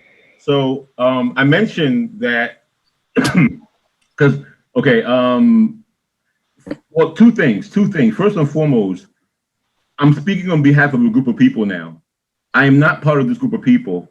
Well, I didn't mean to take my hat off. I just feel like just taking my hat off. But yeah, it was very dramatic for no reason. But I know, yeah. The main reason I put it back on. No, I'm not speaking for this group of people. All right, but I am not a hotep nigga. But when you start off with "I'm not a hotep," I want to. Because I was even talking like, this nigga is he a hotep? Like, I want to say I'm not a hotep nigga because like. They get a bad rap, you know what I'm saying? And the LLC niggas. Right. I've never, like, I'm learning the difference between the Hotep and the Hebrew because we don't really know the difference. Some of us get them confused. Like there are so many diasporas of black people that, like, I really feel like y'all got to get hip. There's the Hoteps. You got to know the difference between the Hoteps and the Hebrews and the black. Can you break it down to people who may not know what the Hotep is? Okay, so now, so a Hotep is not. Well, you see, it's hard to explain because what we think a Hotep isn't what a Hotep is. All right. They think a Hotep is somebody who says stuff like Hotep or like, you know what I'm saying, stuff like that. They believe in ancient Egyptian culture. They practice ancient Egyptian studies and stuff. But in actuality, they don't. This is why they're not really Hoteps, because even though they're being labeled Hoteps, they're not doing that thing that people think that they do. Because they're not studying the sciences that were being taught in ancient Egypt. They're studying the belief system that was created in ancient Egypt. So even though they're being called Hoteps, they're not the real Hoteps. They're not the people that we're referring to, right? So when I talk about ancient Egypt, I'm talking before these dudes, all right? Because these dudes because before religion, it was Gnosticism, all right? So when you take a look at people's belief systems, if it's written, it's before religion was created. It's after religion was created, before it's Gnosticism. And people spoke using ideograms, not words. All right. People use ideograms. If you ever find any ancient messages from God or Jesus and it's written down, it's not from God or Jesus, because again, back then people didn't read it right. They used ideograms. All right. So even if they did find ancient text, it'd be a ideogram. You know what I'm saying? But anyway, the point I'm trying to make is I forgot my point. I know, you just be going. The point is, like Hotep. Hotep. I'm not a Hotep. I'm not a Hotep. You can't say something like women come first without placing a little bit of responsibility on women as well. You know what I'm saying? Y'all come first, so y'all have more power. Y'all have different types of power. So like, you can't do the dumb shit we do, because that is fuckboy shit. Because even though a lot of men do that, a lot of men do look at other men and tell them not to. You know what I'm saying? I don't like from what you're saying, it doesn't sound like women tell other women not to fuck other niggas. You know what I'm saying? But I do know that niggas tell other niggas not to fuck other niggas because other niggas bitches, because there are consequences, the side effects. You know what I'm saying? I just knocked on my bishop. But I think women do tell women not to fuck other niggas, but it just depends on who your friends are and who you're around. You know what I mean? I feel like it's just like that's a very individualistic situation. You know, it just depends on the person that you're talking about. But I just I've never liked that. Another form of where it's like women are only expected to do certain things, but guys can do it, like the double standard thing. I've never been into that. Well, there's consequences. You know what I'm saying? Another form of toxic masculinity I wanted to say was men trying to fuck their homies' girls, always having the fetish of fucking their homies' girls. That's a form of toxic masculinity right there, because it's like you trying to flaunt your masculinity, like, oh, you got her, I could get her too. Just because you got her, I'm gonna get her. Where these niggas at, yo? Like, where these niggas at, yo? Like, I don't surround myself with niggas like that. I hope none of my niggas roll like that, but goddamn, like, son. No, I don't roll with niggas like I used to though, but I didn't. I used to growing up because I felt like I was always a bros over hoes type guy. So if a nigga fuck girl I was fucking with or wanted to fuck with, I'm like, damn, but I'm like, well, it's still my nigga though. And I've learned over the years that niggas like that really don't respect you. Yeah, big facts. Big facts. They don't expect you to do that. But I was never raised on bros over hoes. You know what I'm saying? See, I was raised on Erykah Badu, Lauryn Hill. So I was lucky enough to grow up in a household where women were treated with respect. It was only outside my household where I saw women getting called bitches and shit. So I had a different attitude towards women when growing up. So when I see women like Nikki, obviously Nikki, you know what I'm saying, you've been through some shit, you know what I'm saying? And when I hear women like you speak, What? When I hear women like you speak, I don't knock you. I don't knock you for whatever mechanism you choose in order for you to interact with men. That's your reality. That's what you need to do. I'm never gonna knock that, you know. But a lot of us weren't raised like that, and because we weren't raised like that, when we meet women like you, we're like, oh wow, you know, so we meet somebody who, okay, you know what I'm saying. I'm pretty sure you're tall, you're intelligent. You say you teach people too. I'm pretty sure you got your shit together. If I look at you, you're an option. However, based on your profile and how you roll, you know what I'm saying, like, you made it clear that I'm a possible option, but like, I know that now, okay, based on how she's rolling, I wouldn't want my girl to do that, but I can't get her to do what I want. So I might not even engage in her in the first place. And if I do engage in her, I'm going to come at her the way she expects me to come at her, because she expects me to be a fuckboy. So I'm gonna play the role. But that's toxic masculinity right there, though. It's like, you can't get the girl to do what you want. You know what I'm saying? Why should she be doing what you want anyway? I think the thing is that we need to look for people who compliment us instead of trying to get somebody to do what we want them to do. That's the problem. And that's toxic masculinity. That's that control shit I was talking about earlier. And as far as you saying that I've been through some shit, like, what makes you even feel that? Shit. Like, I grew up in a 2-parent household, right? My parents got divorced. They both remarried. So I had a very stable, loving family background. Like, I never came through no crazy shit, you know what I'm saying? But I just think differently than a lot of people. Now, have I been through a lot of shit in relationships and in dating? Yes. At the same point in time, when I was growing up, my dad told me early on, niggas ain't shit. So I treat them accordingly. That's toxic masculinity. Your dad masculinity, and you held on to that little bit of toxic masculinity, and you're exuding it. You're keeping it alive. You know what I'm saying? Niggas ain't shit. It's something I don't subscribe to either. You know what I'm saying? Because I understand that we're all in the matrix. So whatever it is we think of our people, yeah, like I try to give my people a pass. Like, I hate some of the shit black people do, but I try to give black people a pass first, you know what I'm saying? So niggas ain't shit is a philosophy I can't live by. I can't live by any philosophy that puts down my peoples. You know what I'm saying? Because like JT said, he thought bros before hoes. I never saw that either. You know what I'm saying? So like, I come from a different side of the game. You know what I'm saying? The side of the game that wasn't tainted by the heartbreaks and heartaches. JT will tell you, I've been through some shit with some girls, but like even that shit was tame. Even that shit was tame, you know what I'm saying? Like, I ain't never really dealt with no real heartbreak, you know what I'm saying? Like, I mean, the last girl I dated, you know what I'm saying, was real, but like I haven't been through a lot of that, you know what I'm saying? Nah, you been through heartbreak, motherfucker. I mean, but the thing is, those like, bro, I mean, real talk, I ain't gonna say her name, but like, a couple of the females that you and I know gave me closure. I told you, like, they gave me closure. Yeah, I know. So even that heartbreak that I experienced, they were able to heal it. So like, again, I didn't go through that barbed wire fence like most people did. So again, I come from a different side of the game. And that's why I try to approach it from a positive aspect. Again, Nikki, I apologize if you felt like, you know, I was assuming anything about your past. I don't want to say that. I didn't mean to like address like your family issues or anything. I'm saying, like, I was just talking emotionally, because if I see a sharp blade, you know what I'm saying, I'm not going to say, oh, it's not being used. You know what I'm saying? If I see the sharp blade, I see the hilt, you know what I'm saying? I see how it's worn down. Like, I see how the shit work. It's been used. So I'm not you've been used. I mean, like, I like swords. I like swords. My bad. I'm comparing you to a sword, but like, I'm saying, like, I know a sword that's been through battle, right? And so when I said that, I meant to say that you're a sharp sword, and the reason why you cut is because you've been through a lot of battles and you can't be dull. You know what I'm saying? You can't be caught slipping out here, especially with all these fuckboys around, like you said. So I understand why you sharp. You know what I'm saying? But like the greater swordsman, sometimes he would turn the sword backwards. Because if you swing your sword backwards, even though the front is sharp, backwards, even though you swing as hard as you can, you will never kill a person. You just knock them the fuck out. You know what I'm saying? Like, I love your approach, but I think you should turn that blade backwards and start knocking motherfuckers out. And then seeing if they're worth it as opposed to just cut through. The wisest shit Gabe said all day. You can tell Gabe watches a lot of anime. The way he I was gonna be like, oh, okay.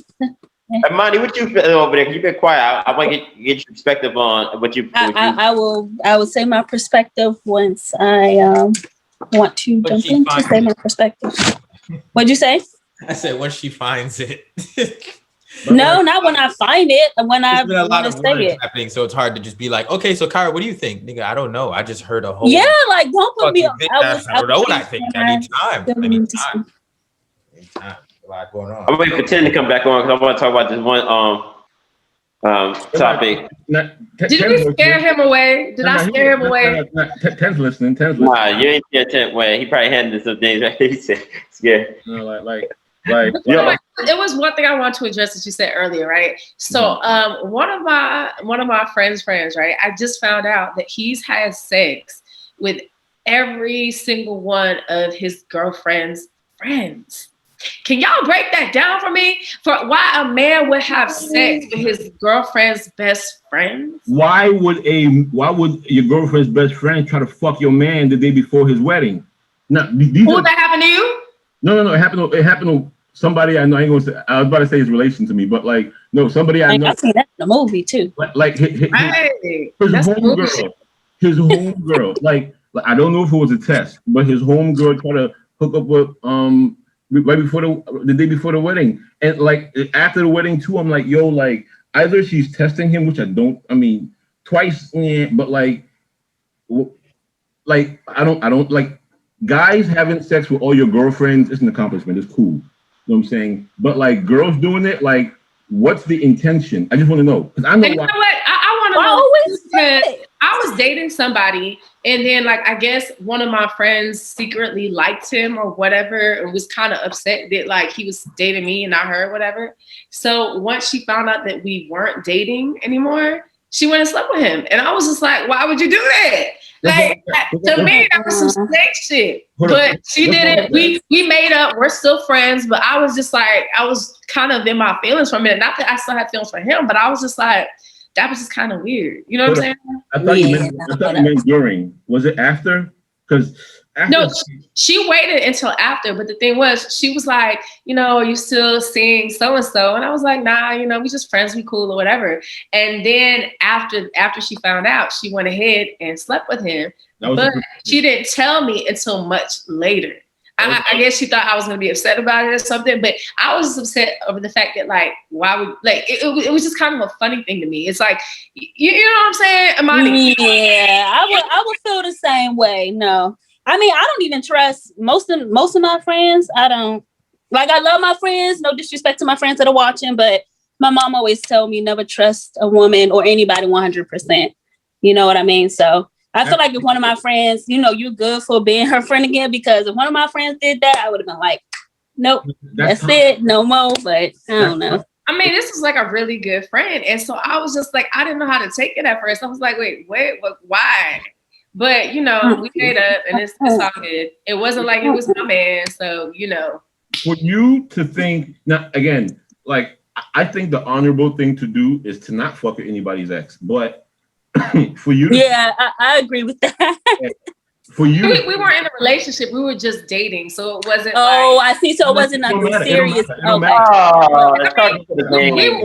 We were still fucking, but we weren't in a relationship. You see what I'm saying? But then again, I had to think about it because I found out. Well, when around the time that I first met him, I found out that one of my other friends was fucking him, but she told me that she was fucking him, so it wasn't really a big deal. And she was like, well, did you fuck him yet? I was like, no, not yet. So then I thought about it, so I was like, I can't really be mad at her.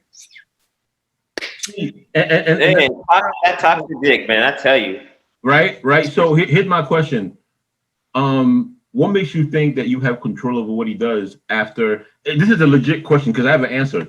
What makes you think that you have control over what he does after y'all stop talking or break up or have a divorce, whatever the case may be? What makes you think you have a right to? You don't have a right to it. I was just wasn't looking at him funny. I was looking at my friend funny because I guess she had liked him the whole time that we were dating, but like she didn't say anything about it to me, but kind of like snuck off and went to have sex with him and then told me later. I think Hey, Gabe, these men would never let Nikki go.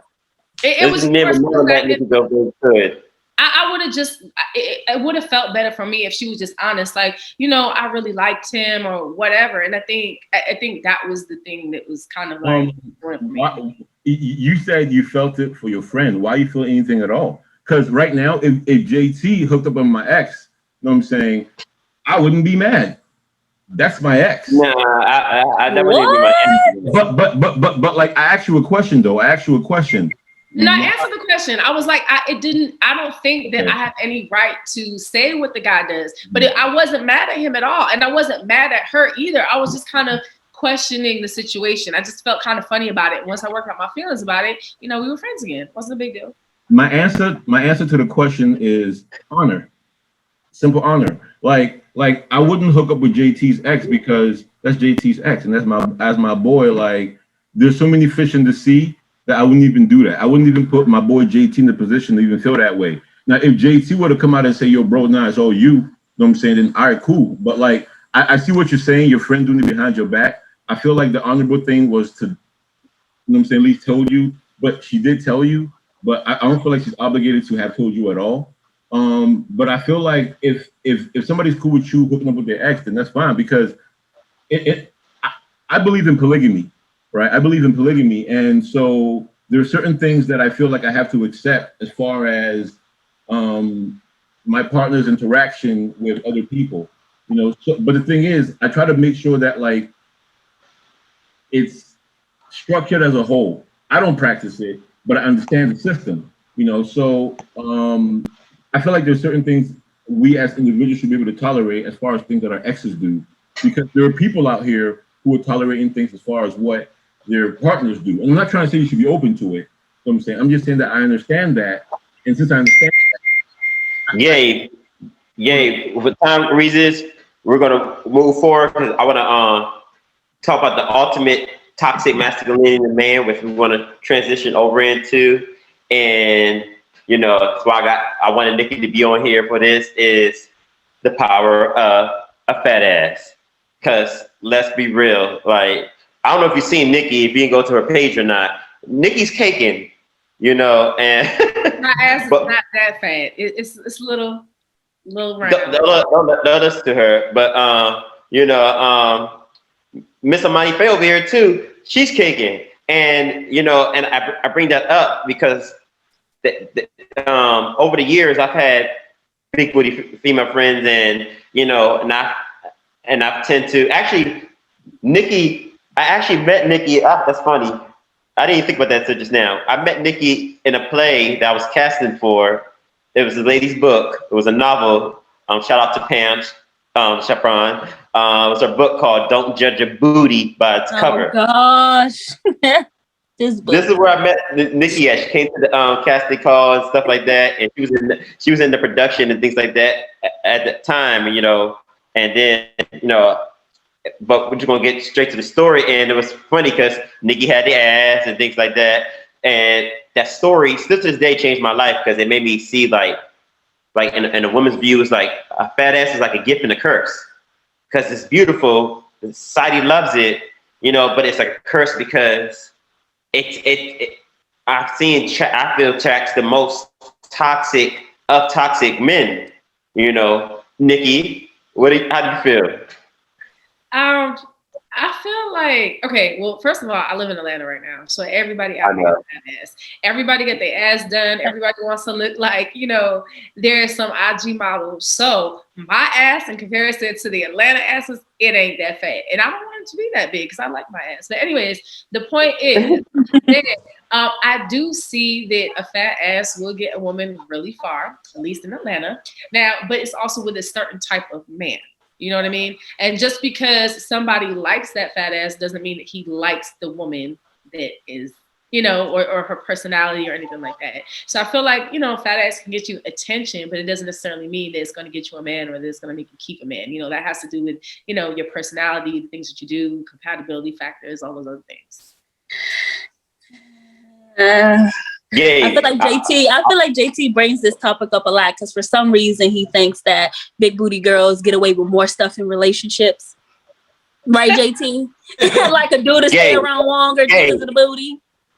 I don't know. I did ask my boyfriend that. I was like, so do you think that, you know, guys kind of treat women differently when they got bigger butts? And he was like, yeah, a little bit. So, I mean, I guess there's some facts to that, but I don't, oh my gosh. I guess there's some facts to that, but I don't like to think of it that way, obviously. I like to think it's my beauty in my brains or something. My personality. Huh? Well, am I good? Yeah, we can hear you. Yeah, my were you listening? Were you listening? I was listening. I was just listening. I have nothing to say. I'm just listening.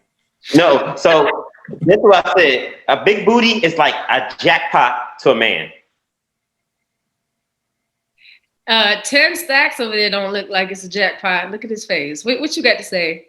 All right. Oh, but man, sit back on. Yes, good. Be quiet, sir. Yeah, why so quiet? She said you scared her away. She scared you away. No, who scared me? Nobody's scared. I'm not afraid of her, man. You can see me in the street. I'm really outside. I'm actually gonna be in Atlanta next month. But anyway, hilarious.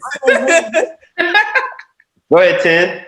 I'm gonna hold you like, you know what I mean? Like I'm not giving a woman a pass, nigga, because she got a fat ass. Like, it's cool, but there's more women than men. That's number one. So she gonna get this fearless feedback. That's number two.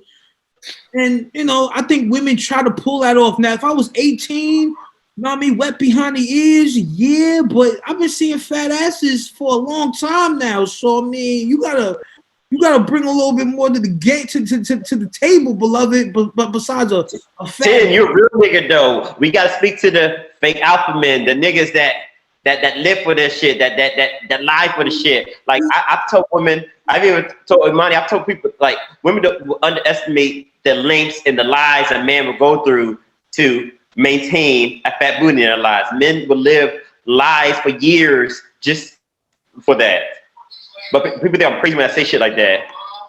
Yeah, but I'm gonna keep it real with you, nigga, respectfully. I tell women with a big booty in America, like, yo, beloved, I could go to fucking DR or somewhere in South America, know what I mean, with $3 in my pocket, nigga, and fuck with the same girl, my nigga. Like that's the thing. Like I'm just not that, yo. If you a black woman, you supposed to have a booty. It's in your DNA. So for niggas that be lying, you know, I mean, fuck those niggas. I mean, I don't know what else to say. You know what I mean? Like, I don't know what else to say besides that. I think that's a certain level of maturity, though. Yeah, because that's my perspective. Tenn Stacks. I feel like it's not just about the booty; it's more than that. Men want more than that. But I guess there is. That's not what I'm saying. Is that you like, wait a minute. Whoa, that's not what I'm saying. Let me stop you right there. You know what I mean? You feel me? I mean, yeah. It's cool. It's cool to have the booty. It's appealing. It's sexy. It's good. That's good, right? But you're not gonna finesse me because you got a fat booty. That's exactly. That's what you feel me? Oh God! Like I'll laugh in your face, like, oh, that was cute. That was some good game. But yo, you still owe me that money though. Exactly. Like, you know that's what y'all say. That's what y'all say. No, I mean, money. Okay. Show me. Okay. Hey, yo, Imani, on some G shit, if you can find a girl that finesse me, I will cash app you $1,000. All right, I want my 1,000 by tomorrow. You know what I mean? Wait, You said you coming to Atlanta next month, right? Yo, listen. there we go. You about to get that. The last time I ever bought, Finesse your ass. no, listen. The last time I ever did something for a girl, know what I mean, where I gave her some currency, I was 17 years old. That was the first and last time I was a simp. Whoa. Have you been in a relationship since you were 17? No, I just got out of a relationship. So you've never given anybody that you were in a relationship with? No, I said no. That's not true. I said I just got out of a relationship, right? That was my girl. Know what I mean? I'm saying yes. To answer your question, is she was my girl. I was committed to her. She was committed to me. Of course, I did shit for her, and she did shit for me. It was 50-50. I'm talking about being finessed because you got a big booty. You know what I mean? It's so. Listen, respectfully, we going to the park and there's soda and nuggets involved. I am not whining and dining you on no level. And I'm a hold up. So you I'll give you soda and nuggets. Know what I mean? So there's no woman on this earth that say that she got me no bread. That's a fact. Wait a second. You telling me that if you take a woman on a date, you're going to the park and you bring some McDonald's nuggets? We going, okay, let me see, and this is how I know you're not from New York, right? If this was, listen, first off, for me, when I go on dates, it's amazing and it's interactive, right? So by the time you even figure out, like, listen, the way I do it is completely free. Because if you like me like I like you, well, it doesn't matter where we go, right? Because this is date number one. Now, if I'm committed to you, right? If I'm committed to you, beloved, you heard me? Let me say it again. If I'm committed to you, beloved, you heard me? Yo, you'll get that Gatsby, that Statsby treatment. You heard me?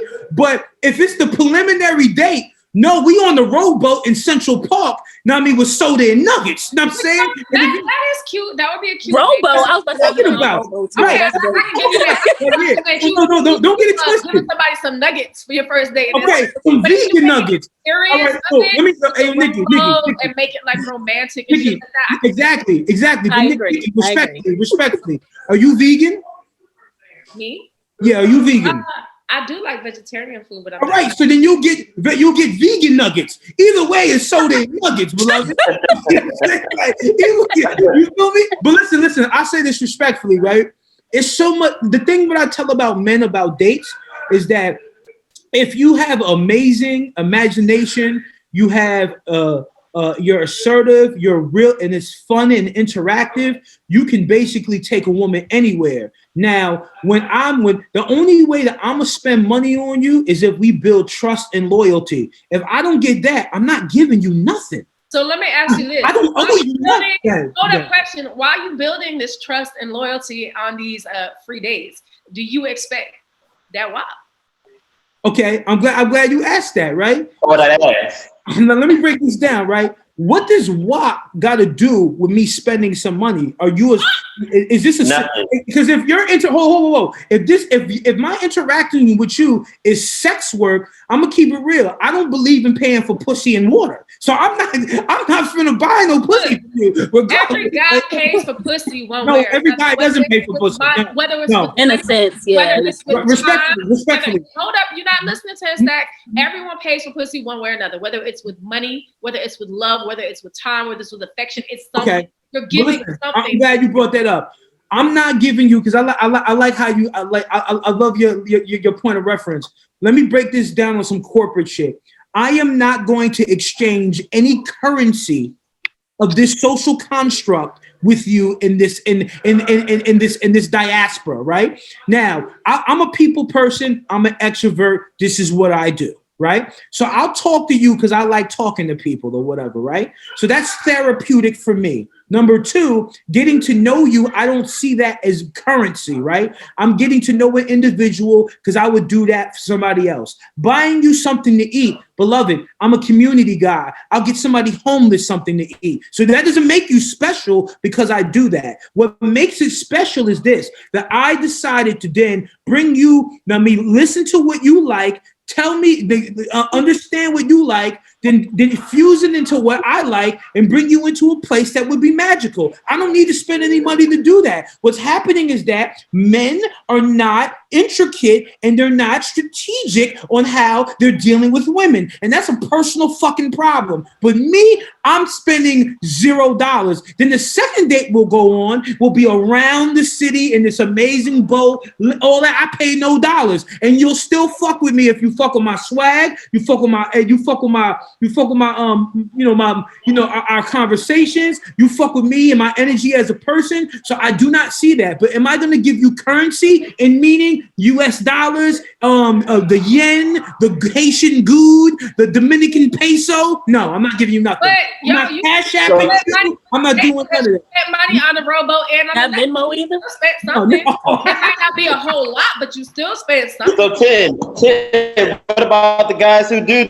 What about the guys who do pay and stuff like that? And like you say, simping for the ass and things like that. This is background on myself. I have an MBA. I think it's fiscally irresponsible for a man to spend a lot of money on the first date. Because Nikki's right.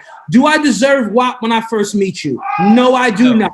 Do you deserve me paying for a $300 date? No, I do not. Like, you mean, but you using WAP over over a date is ridiculous. No, I don't think that. I would never think that. I wasn't using WAP over a date. I was just asking a question because everyone has different expectations. No, I respect it. That's true. That is true. Listen. While we talking on the phone, if somebody's taking me out or whatever and doesn't want to spend no money, I'm gonna assume that they don't really like me like that because they're not trying to spend money on me. Because where you from, yo? Hey, hold on. Time out. Hey, time out. Hold up. I've never heard that before. Well, you just said that's what all the men in my life, from my dad to my male friends, have told me. But they're also the type that on a first date, they're gonna take you to an expensive restaurant. Let me ask you a question. Nikki, hold up. Yo, like my mind just got blown. Hold up. And you said if a nigga don't spend money on you, he don't like you. That's how I would feel. I would feel like he doesn't really like me like that. Hold up. You said that's what. That's big booty privileges right there. I mean, hold on. Tell me. No, I know. I agree with Nikki. Like on the first date, you're not gonna sit here and do nothing cheap like McDonald's or Popeyes or some ish. You know, it has to be somewhere nice. I agree with that. Let me ask my question. Nikki don't get cheap dates. I'm trying to. Nikki don't get cheap dates. Real quick. But look, it was different what Tenn Stacks said because honestly, I'm sorry. What's your name? I didn't even ask my question. Tenn Stacks. What's your name? His name is Tenn Stacks. That's okay. So Tenn Stacks. Okay. So look.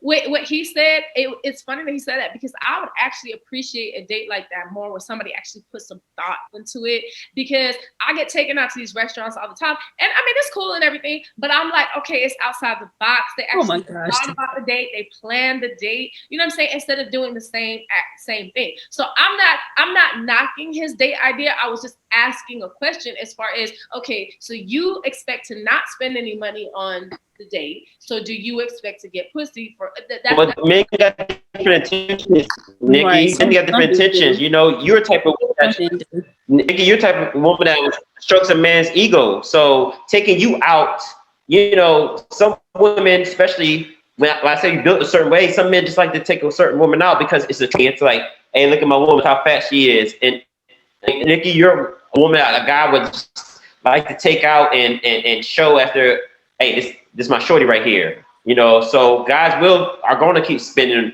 just to be in your presence. So wherever it takes to spend, they're going to spend. And you about getting your money. So if they're going to spend it, you're going to get it.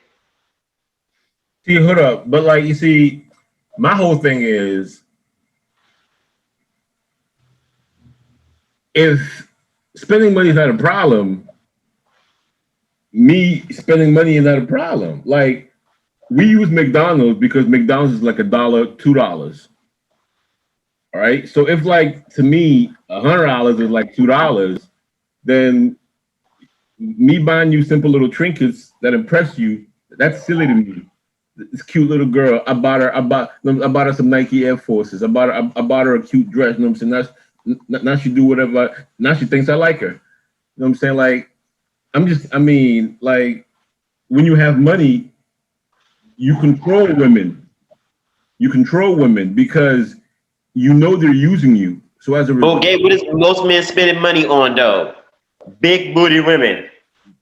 Not no big booty hoes.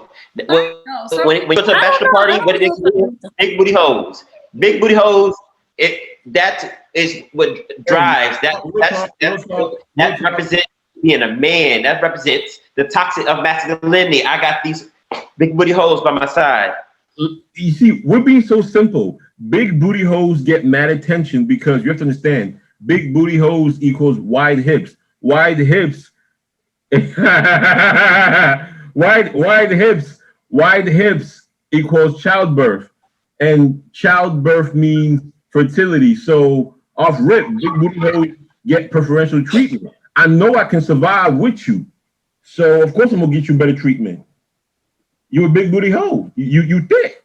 You got a fatty. But name the hoe. Take the hoe out. Just big booty. Period. I'm just repeating what you're saying. You get a big booty woman get the special privileges, and Nikki, Nikki, you know, I know you know you've gotten special. Maybe not in Atlanta because again, it's a lot of fat asses in Atlanta, but in LA, your ass I know was getting the attention. In Rhode Island, where you was from, I know you was getting that attention. I mean, I don't have a problem getting guys wherever I go, but you know, it's just every woman. I don't really think any female has a problem because there's always something for everybody. You know, you just gotta find who's for you.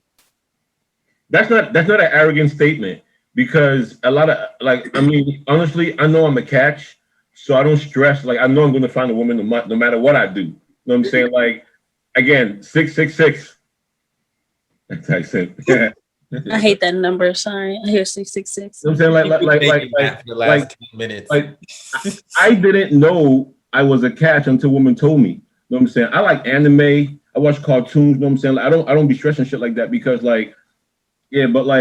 I'm told I'm a catch, but I'm a goofball. You know what I'm saying? And like I've been told that if I act a certain way, I get more bitches. But like again, big booty chicks ain't like in video games, dog. Yeah, I mean, now it's popular. You know what I'm saying? Now it's popular. Now all the shit I do is popular. Back when I was a vegan, it was whack. I mean, like I was born Hindu. You know what I'm saying? So like I don't eat meat. You know what I'm saying? Like I don't eat meat. I don't drink. So people just this nigga weird. But I mean, hey, it is what it is.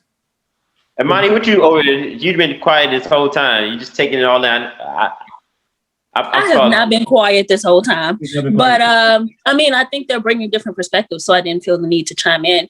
I mean, going back to the date thing, I just think it's more quality. And then going to the big booty thing, I think that theory is ridiculous.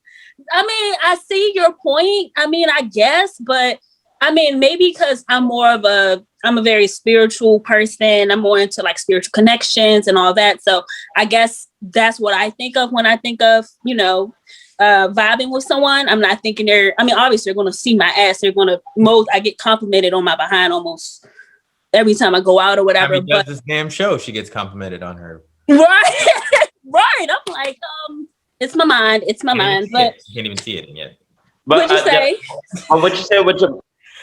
You just said your mind. No, because a woman like yourself expect a man that's respected for your mind first for anything. But that's rarely going to be the case. That's not saying that's impossible. It's just saying that's rarely going to be the case in terms of for you because of how you're shaped. You're going to attract, you know, same thing like. And I wish I was on here because she gave the real on it and it would have really changed the dynamic on this. But it's like, you know, the trance, the ego, everything that comes with it, you know. Yeah. Well, JT, I can't say. I remember the first time you brought this up to me, it was during rehearsals for Confessions of an HOE. And I remember thinking it was completely ridiculous. And then I kind of started to notice things. Like, for example, I feel like when it comes to the way my body is shaped, I feel like, especially like at work, and this goes beyond relationships, but I do think there comes a certain type of stereotype when you're built a certain way. I do think people start to put you in a box of being a hoe or a big booty hoe, whatever. And I feel like that to me, again, as a person who prefers to be seen for my mind or my spirit, That's the most irritating part of that. But I do think there are men out here that could appreciate a fat ass, excuse my language, Lord, but a fat behind, and still like really appreciate you more for your quality. Go ahead, Kyra. I'm one of those people. Yeah. Oh. Yeah. I mean, I don't know. Yeah, but Tyra don't fit the toxic masculinity though to probably attract that type of woman. Imani, Would you say, Gabe? I was just saying Imani's been contradicting herself the whole conversation. But it's kind of Me? How? Okay, how am I contradicting myself, Gabe? Well, you have a weird. Well, I should say you have a weird standard. Like, you have confidence in how you look, so you expect men to do certain things, but you say it's not about that. Yeah. How can it not be about that when you have such a huge expectation? You have never approached a man. I'm not trying to say women don't approach men, but you've never approached a man before. So you're relying. I'm sorry. She doesn't have to. She doesn't have to. She has. No, I don't have to. So you're. Now, there's nothing wrong with a woman approaching a man because I know. But the thing is, her physique is going to be the ultimate attraction first. Then, yeah, maybe might get the mind like, oh, she got a mind too behind it. Cool. But the attraction. What? I mean, but I'm listening, Gabe. So you're saying because I have a certain standard, I'm confident, and I don't go up to where's the contradiction here? I'm just trying to figure out where the contradiction is. No, I'm saying that like.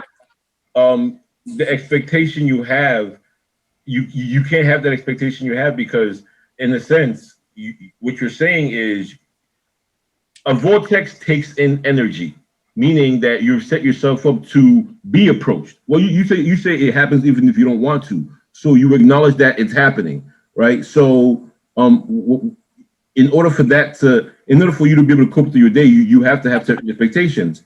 And so what I'm saying is your expectations. You have to accept the fact that all these things come with your expectations.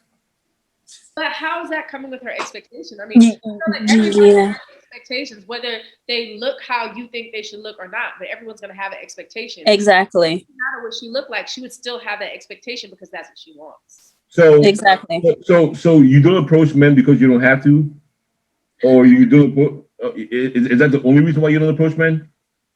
I mean, no, that's just the type of person I am. Like even though I grew up in DC, my family is very Southern. It's always been a matter of the traditional sense of, and again, it's nothing wrong for women to approach men, but the way, my boil and everyone raised me, it's always been a matter of the man pursues the woman or he courts the woman. So that's always been the mentality that I have. And then I'm just shy to go up to men, period. But I don't know, for some reason, I don't know. I think it's more so I'm just so used to not having to go up to men that's just not something I'm comfortable with doing. I don't think it's just a matter, you know what I mean? Am I making any sense? Of course. How do you? I put the emphasis. If it wasn't such a big deal, why in these day and age so many women are getting asses more than ever? If it's not a big deal. Damn, JT. I mean. What is so they just getting it just because they want to look good? Look good for what? Because the attention that it gets. Mm-hmm. Why are all these women getting so much asses these days if it ain't that big of a deal? I think a lot of women are getting their asses because they want to get some money, and they want to what? It's a business. And because first of all, let's be real. It started with strippers and sex workers who are getting ass because that was the more attractive aesthetic, so they could make some more money. Then what happened was, all these other women started to realize, okay, I can get this procedure done and I can get me a baller. Pretty much, Mm-hmm. So now it's like, it's even grown to the point where, they look on social media and all these women have their bodies done. So they want to look like the other women that they admire that they see.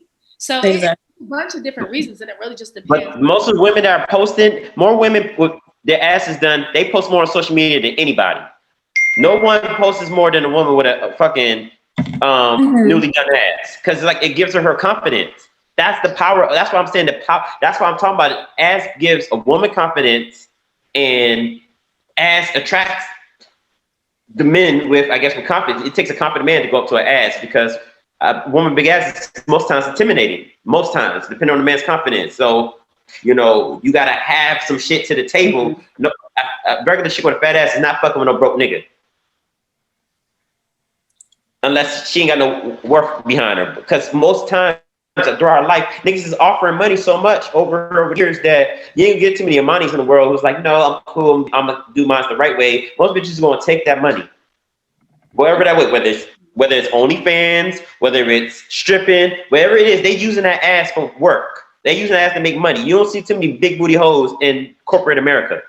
Because it's not the lane that society attracts her to go. You ain't gonna see no fucking president of a Fortune 500 company with a fat ass. He's got some skinny white bitch or like an old white man. No, some beautiful black women in leadership. Right, like look at Shonda Rhimes. She's thick and she hides it. I'm sure she got a fat ass. And so did Oprah.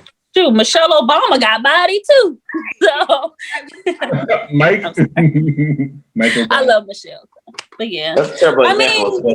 I mean, JT, no, I do get your point as far as that's concerned. It's a right now on ass is done. You don't know what's ass is real or not. Monty, you say you got people questioning your ass because ass get done so much now. A woman who got her shit naturally done got to defend her shit. People just touching your shit. I have to defend even my own. Yeah, I have to defend mine a lot. I remember even with the play, people will come up squeezing my butt like, "Oh, it is real." I'm like,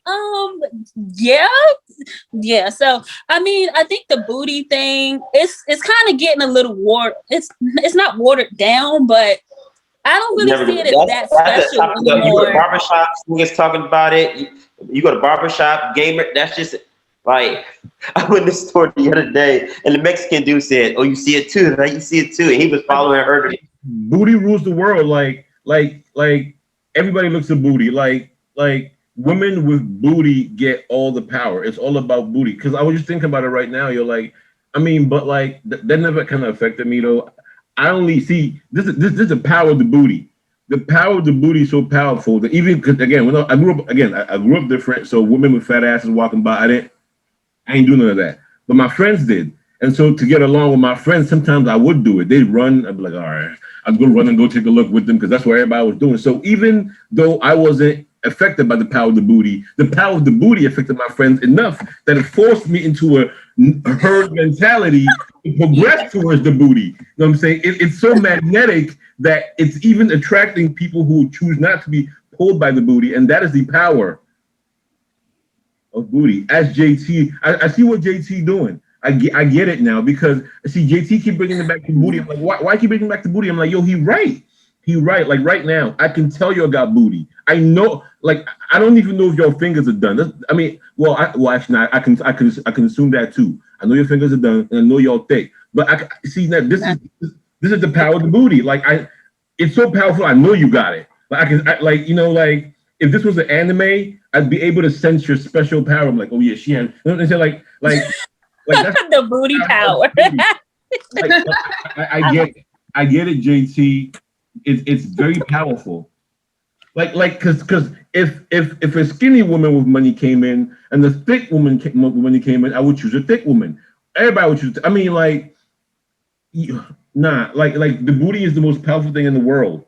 You know what I'm saying? Like it makes the world go around. White women get respect in the black community because they got booty. Now, will you get like salute? Facts. They starting to get like a black man is laughed at for dating a white woman, but once the white woman is thick, like ghetto niggas be like giving the nigga, oh yeah, you thick, you little thick white girl, and I hate how easy it is for white people to get access to the black community. Like that's a whole conversation in itself. But like thick white, like the 5 top things I hate. One of them is white women who feel some sort of entitlement to the black community because of the black dick they getting. I can't stand that shit, yeah. And like having a fat ass, the ass is so powerful that even when it translates to white women, you know what I'm saying, it has some stupid effect on niggas. Ludacris said it. It's a new phenomenon, like white women with ass. This is back when I was in college. Like now the shit has been perfected. It gave Iggy Azalea a rap career. Like, I mean, fucking, we tolerated fucking Amber Rose because of it. And it's not because they're hoes. I don't care about that. They can call themselves sluts or whatever. But the booty has given so many non-black women access to black culture, and it bothers me. Amber Rose. Kardashians. Side note, Amber Rose is black. So. Amber Rose is not black. Amber. Her mother is Cape Verdean, which is African. It's not about okay. Then she's of African descent. She's not black. Remember, I said earlier. She said that she's not black. She also said she's not black. Yeah. Like, have you seen her with all her makeup? Oh, I've always seen her as black, but me too. Please don't, because you too have nothing in common with Amber Rose. You know what I'm saying, like melanated wise, I don't even want you to even put yourself on her level. You know what I'm saying, because you're hiding that. You know what I'm saying, you're like, but like on the genetic level. That uncertain, that's what I'm talking about. That misunderstanding of how race is applied to people is giving people like Amber Rose access to the black culture, even though she's not black. I don't care where her mother's from. Genetically is what I'm referring to. Genetically, a lot of these people aren't black. You know what I'm saying? But the thing is, they have access to black culture because of what? Booty. Because she can rap. What? Like I mean, like, and who's programming us? Because it's not even like they're programming us, right? Because a lot of the ways we act is cultural. Like Africans love big booty, you know what I'm saying? So like the fact that it's translated around the world just means that our culture is translated around the world. Everybody want to be thick now. You know what I'm saying? Yeah, and I think that's the part that kind of frustrates me because, you know, as a Black woman, a lot of the times our features are, you know, when it's on a Black woman, it's not seen as this this big thing. I feel like a big booties didn't really get popular until other races started to try to mimic that body frame. And that's the frustrating part. It's like we've been having these curves for years and it was looked down upon before. But then once people of other races started to kind of, you know, get in and try to get the booties and do the cornrows and you know, all that stuff, that's when it became this phenomenon. Correct me if I'm wrong, but that's the way I see it. Mm-hmm. Yeah, I agree with you, Imani. It's just very frustrating that it's not acceptable when it's on us, and this is what we know. Exactly. Like, when they go and pay for it, now all of a sudden, it's home of beauty. Exactly. Yeah. I mean, and you know, now that I could kind of see, since you guys are explaining the whole power of the booty thing. I mean, it's obviously there. Hold on, sorry. I don't know what the fuck I missed, but close out, Imani. Go ahead, girl. But guys, like personally, like I try to be like Tenn Stacks. You know what I'm saying? Personally, you know what I'm saying? I got the brother here right now. You know what I'm saying? I want to give he inspired me. You know what I'm saying? Like I personally want to be like him because my goal is to eliminate all traces of simp in me, whether it may be conscious or subconscious, in any way, shape, or form, whether I like it or not. This is my pledge to the society of anti-simp niggas, like, because like, yeah, Tenn has taught me about my simpness too. I've had to work on myself because like I told you, I grew up differently. I wasn't raised to treat women a certain way. Then I would meet a woman like Nikki who would destroy me. You know what I'm saying? And then turn me into this ruthless ass nigga who makes mistakes and starts fucking everybody up. Like, that's a problem. You know what I'm saying? So wait a second, what is so bad about me that I would destroy you? Like, see, if I was a simp, like I would come in this with so much. Oh my god, I think she looked like simps would take. What is a simp? A run over? Is that what a simp is? Tenn, explain what a simp is. He ready. You real quick. Unmute yourself, Tenn. What's going on? Y'all hear me? Can y'all hear me? Oh no! Yeah. Just sent me a message, right? It says I'm out here destroying men. This is why I'm destroying men. You must be stopped, bro. I'm not destroying men. I mean, you're not destroying men. I'm just playing with you. Relax. Yo, relax, beloved, relax. Gabe said the same thing, so I don't know about y'all. I was cool with y'all up until now. As long as God puts me on this. Nikki savage though, so she probably heard a couple niggas hurt feelings, you know. Listen, I'm not a savage. I tell the truth. Listen, like a savage don't do that. Like I keep it real from the beginning. Whatever it's gonna be. Yeah, you do. Go ahead, Tenn. Look, as long as a guy like me is on this earth, I'm gonna make sure that these men out here is gonna be not simping, man. Because simping is a horrible thing.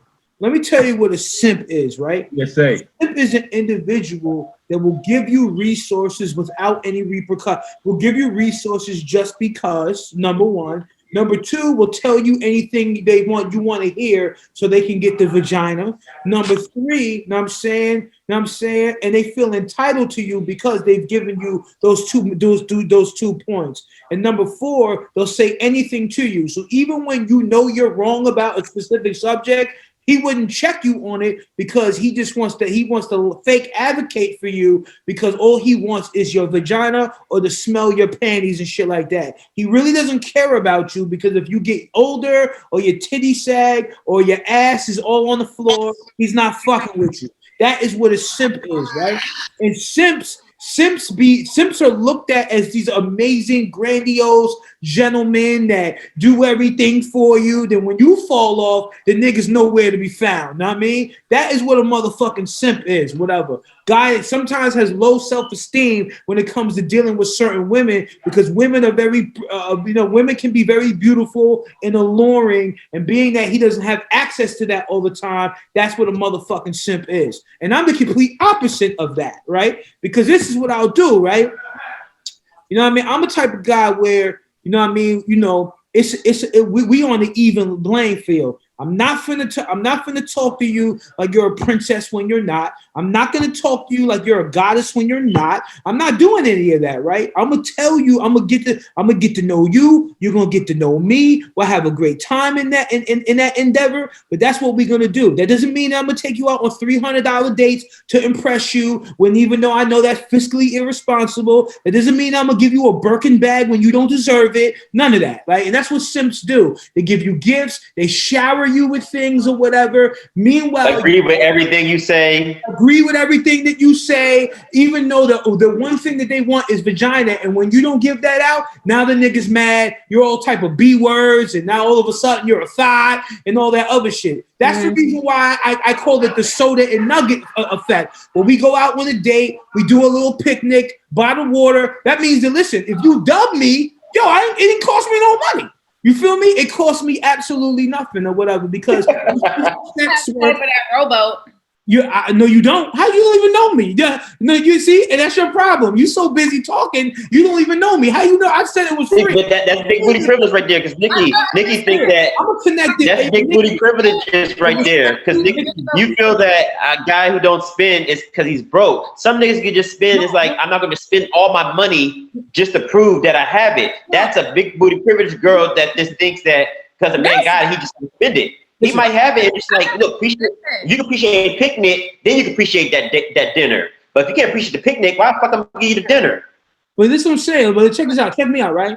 The thing about this is that, right, when I take women out on dates like that, or I meet really women that are super beautiful that people consider as 10s, I'll be telling them straight up when I meet them, right?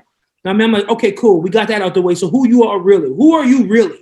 I mean, fuck what these niggas are saying. Fuck what my niggas are saying. Who are you really? Like, you know what I mean? I be wanting to know who you are really. You know what I mean? Not the superficial shit that got you here. Who you are as an individual. The nerd that you really are. The spiritual woman that you really are. You know, the motherfucker that reads the books when nobody's looking. That's the woman that I'm looking to see. Now, if you don't see that, right, and you go, well, I'm not fucking with you because you want to call me a broke nigga when I own my crib in Manhattan, okay, fine, you could call me that. But you know how many millionaire Jews that be on the train too? The fuck? So you don't even know what you're talking about if you even try to you try to make me not wanting to pay for you as a derogatory thing, because love is a hard thing to come by when motherfuckers don't really love you and they just want to fuck. Clearly, you know what I'm saying, I want to know who the fuck you are, and then if you want to give me that wop, that's amazing too. You dig? But you know, I'm not finna pay no $400 because you cute. You out your goddamn mind, man. I was saying, I don't think it's necessarily. James, first of all, neither I nor Imani ever said that we think that you're broke because that never even came out of my mouth. I never said that. See, that's why I know you're not listening. Or at least what I was saying. And I wasn't saying, and Nikki, I wasn't really saying necessarily about you and money in particular. I was just speaking as just women that might think that men may be broke though because they don't want to spend. Nikki, can I ask you a question? I mean, go ahead. because I keep getting cut off. I'm just saying. Okay, so my thing is, I just feel like if a guy doesn't spend money, he doesn't spend time with you, he's not affectionate with you, then he's really not that into you. I mean, That's not true. Imani, I mean, wait, what? Stop I right think there. Two of those things are true. Yeah, if he's not spending time with you, time is huge for me. But I don't have to spend money to be into you. But the time could be misleading too, because sometimes a guy want to spend a lot of time with you out of insecurity because he don't want to let you out of sight because he's afraid of he might lose you or some shit. Hey, Nikki, your people. I mean, my dad is, yeah. Your dad. So you go to Trinidad, correct? No. You have never been to Trinidad. Okay, most of Trinidad is shanty towns, and they look like they're beautiful women that look like you, and men just be giving them a mango and that's it.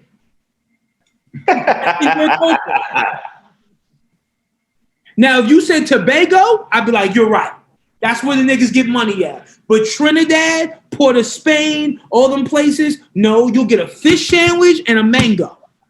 Shout out to the Trinidad women that be getting on trafficking and stuff. Shout out to them too. So you gotta shout them out because there's a lot of shit they hiding on the news. They getting the Trini women getting fucked up out there, so. I mean, yeah, but to kind of sum up my whole thought on this dating thing, I'm a hopeless romantic. I mean, that whole rowboat nugget fry thing, that's cool as long as it, like Nikki said prior, it's the thought that you put into that.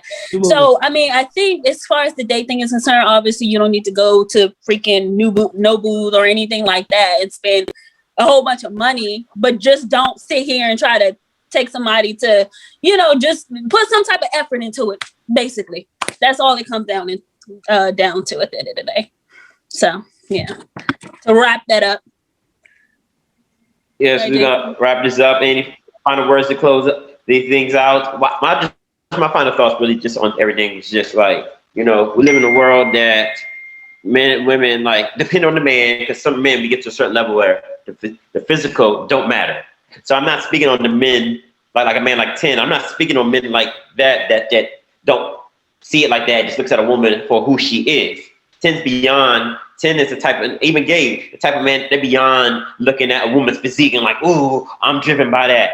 But the 85% though, the 85%er, it's a lustful world. So we judging people, we be befriending people. Women are even friends with certain women based on their physique because, it's all about, so it's like what we're trying to do is the whole point I was trying to just get at right here is just like saying how people could befriend, whether it's dating, business, whatever, friends, whatever, based on the physique. And the ass brings a certain, like I said, it just brings a certain level of attention, whether it's good or bad, but it brings a certain level of attention that changes how somebody may be to you if they're not who they truly are. Because most niggas, like these niggas in the chat, everybody in this chat, everybody's who they are. So, but you might get the others who got a fake persona, act like this, tell you the lies, like we're saying, just to get in your presence, just to get the WAP or whatever. So, and that's what we were talking about. I know my shit cut off earlier, so I don't know what y'all went into. I appreciate that. Nikki, Tenn, Gabe, any final words before we close out? I've never done this on the live stream before. I didn't know my fingers looked so cool. Nothing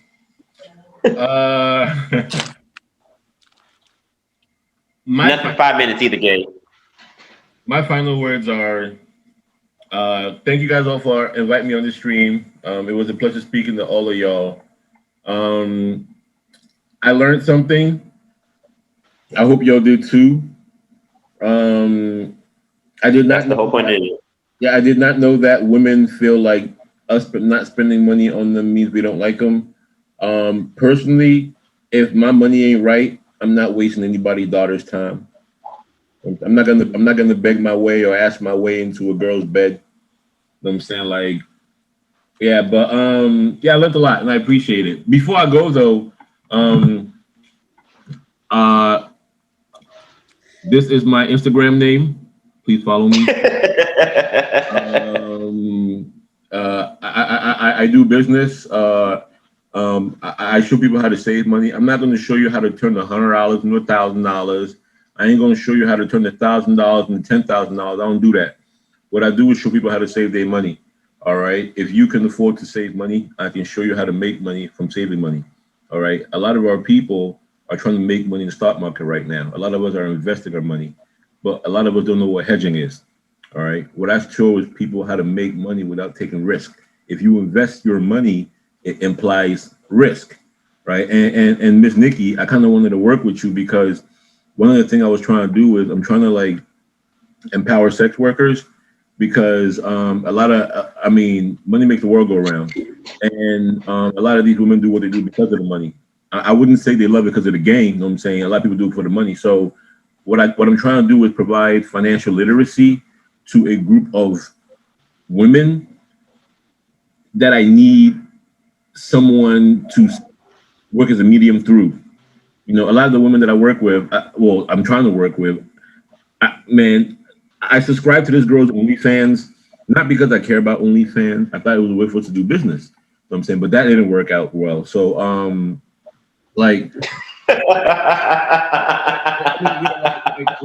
it was a business expense. It was a business expense.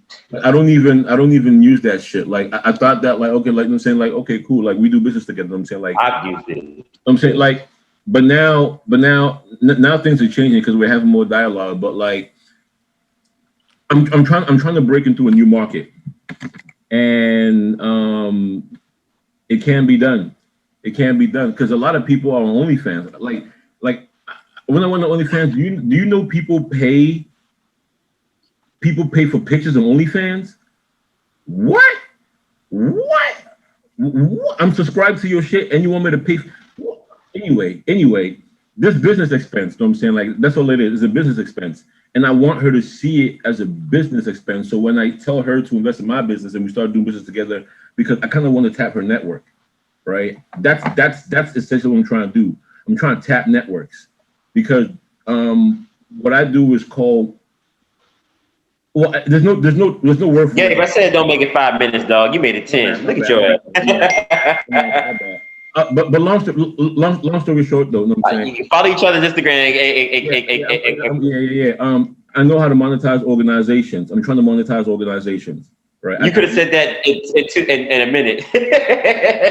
I've been rapping. That's why I see why y'all two are friends, actually, because y'all don't know when to fucking stop. You just Nikki, get excited. Nikki, Okay, well, thank you for having me. It was a very interesting discussion, as always, on your podcast. Gabe, me, anyone else who wants to reach out to me or take some classes, just go to Pole Dance Nation on Instagram. All the information's there. We're revamping the site. You can get my book, all that fun stuff. Word. This is nice and simple. 35 seconds. Name it that. Good shit, Nikki. Good shit. Next to 10. Mr. Harlem World himself. Yeah, you over here talking. Okay, wrapping it up over it. Good. Be serious too. Tenn, we need your bio. No, I'm sorry, y'all. Hold on. No, I'm sorry. We need your bio. No, you said any final words. We're wrapping this last up. words is don't kiss these holes in the mouth. It's COVID. Oh my gosh. Such a Tenn Stacks statement to make. Follow him at When's your next album? Let them know about your other music you've had. You know, you dropped 2 albums last year with fire beats. Right, yo, I had to promote that. Yeah, so you could catch me. You could just Google me, Tenn Stacks, TENNSTKS. Nikki looking you up right now. Currently a No, I'm actually hooking on my next date. I'm trying to figure out where I want to go. Go ahead. I'm sorry. Wow. You see that, man? And then you see all the niggas behind me like looking at you like, hey, you don't fuck up what I got to say for some shit I don't care about. Anyway, that being said, I'm still not listening. So, with that being said, just look your boy up. Tenn Stacks got an album out now called American Grussel. Came out with another album called Once Upon a Time in Harlem World. And I'm putting out an album sometime this year. I don't know. I'm in Boston right now. Just wrapped up a film for a video that I'm gonna shoot. I'll be in New York next week. and then I'm in Florida shooting another something else, and then that's what we doing, man. So like I said, you know what I mean? You coming to LA, right? Didn't you say you coming to LA? I'm in LA in April. or whatever. Because I got my birthday April 6th, so I think I'm there the weekend of the April, whatever. I think I gotta look at my calendar, but I'll hit you directly, and I'm gonna make sure you got some gear and all that. And like I said, man, you know, just keep rustling. And I'm rocking that 10 gear right now. He got good. So, JT, shut up. Listen. Also, too, my new line coming out in the motherfucking in the spring. Benton Apple, New York, Harlem World. This is what I do. And don't kiss these hoes in the mouth. You know what I mean? And don't listen to Nikki. She don't know what she's talking about. I'm out of here. All right. That's it. We're done. All right. Thank you guys. God bless you guys. Gabe, Nikki, Tenn. Thank you for tapping in with us. Stay black, y'all. Happy Black History Yes. Month. All right. Hold on.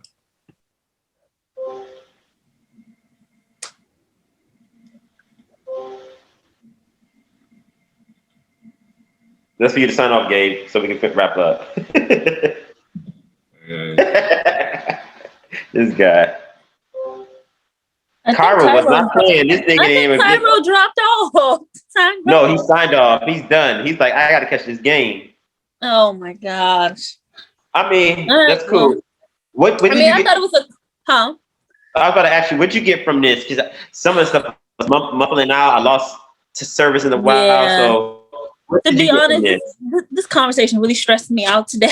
But I mean, I guess trigger in many ways, huh? It's a trigger, and then it was just a lot of different points. It was, all trying to cap into two different main topics. And I mean, I thought it was cool. I just wanted to make it clear. I know at the end I was going to say something to Gabe, but he's mentioned like thinking that men have to spend money for us to appreciate it or whatever. And I wanted to kind of point out that that's not true. It's about the effort. And I thought I made that clear earlier. But I mean, overall, it does seem that big booties have power. But I do want to say, as a woman who typically is complimented on my behind, that it is a beautiful thing for a man to appreciate more than that.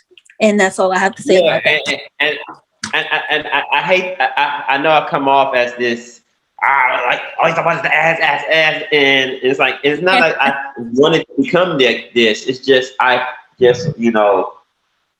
being a writer and just absorbing how everything is. And you speak for the minority of the big booty women, you speak from because God has put his energy over you. He protects you, and he's really going to protect you now, especially over what you've gone through over the years. So it's like, you are a special breed of and I know Cairo, people call it simping. I just call it giving people flowers. I give homies props too. I give anybody who got great props. I do that with my football teammates or players I know. I always just give people props, and that's why I give you your props, because I talk a lot of shit. But I talk a lot of shit because it comes from the love. It comes from the love and stuff, and because you have been able to navigate through your years and not be succumbed to using your body or allowing men to control how you I control you with money. A lot of women, like I said, I'm talking about the women getting surgery and stuff, like that tension because they get money.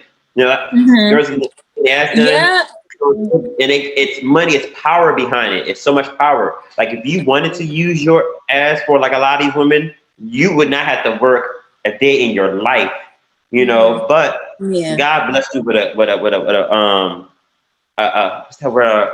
virtuous magnet about you that keeps you, that keep you in this, like it's like you got a warp around you like a shield. I always felt that. Even when I first met you in the JV's class, I felt it was like in the acting class, I was like, there's a certain warp. And then I was talking to you that first convo, I was like, oh, God has a certain energy protecting her. So granted, you still go through your heartbreaks and disappointment, and then you get lessons when we talked. I just, and the other girl I was supposed to have on, like she experienced it because she has ass. I wish she was on, and she's been. I know. I'm trying to get her on a one-on-one about this. The stuff I talk about. Yeah. She is she dives in deeper to it to where she dives in deeper into it to where you would have been like, oh, I didn't know it was that deep. And that's why I was excited to bring her on and things like that. I'm gonna still bring her on because she we should speaks it from definitely a still have street her. woman.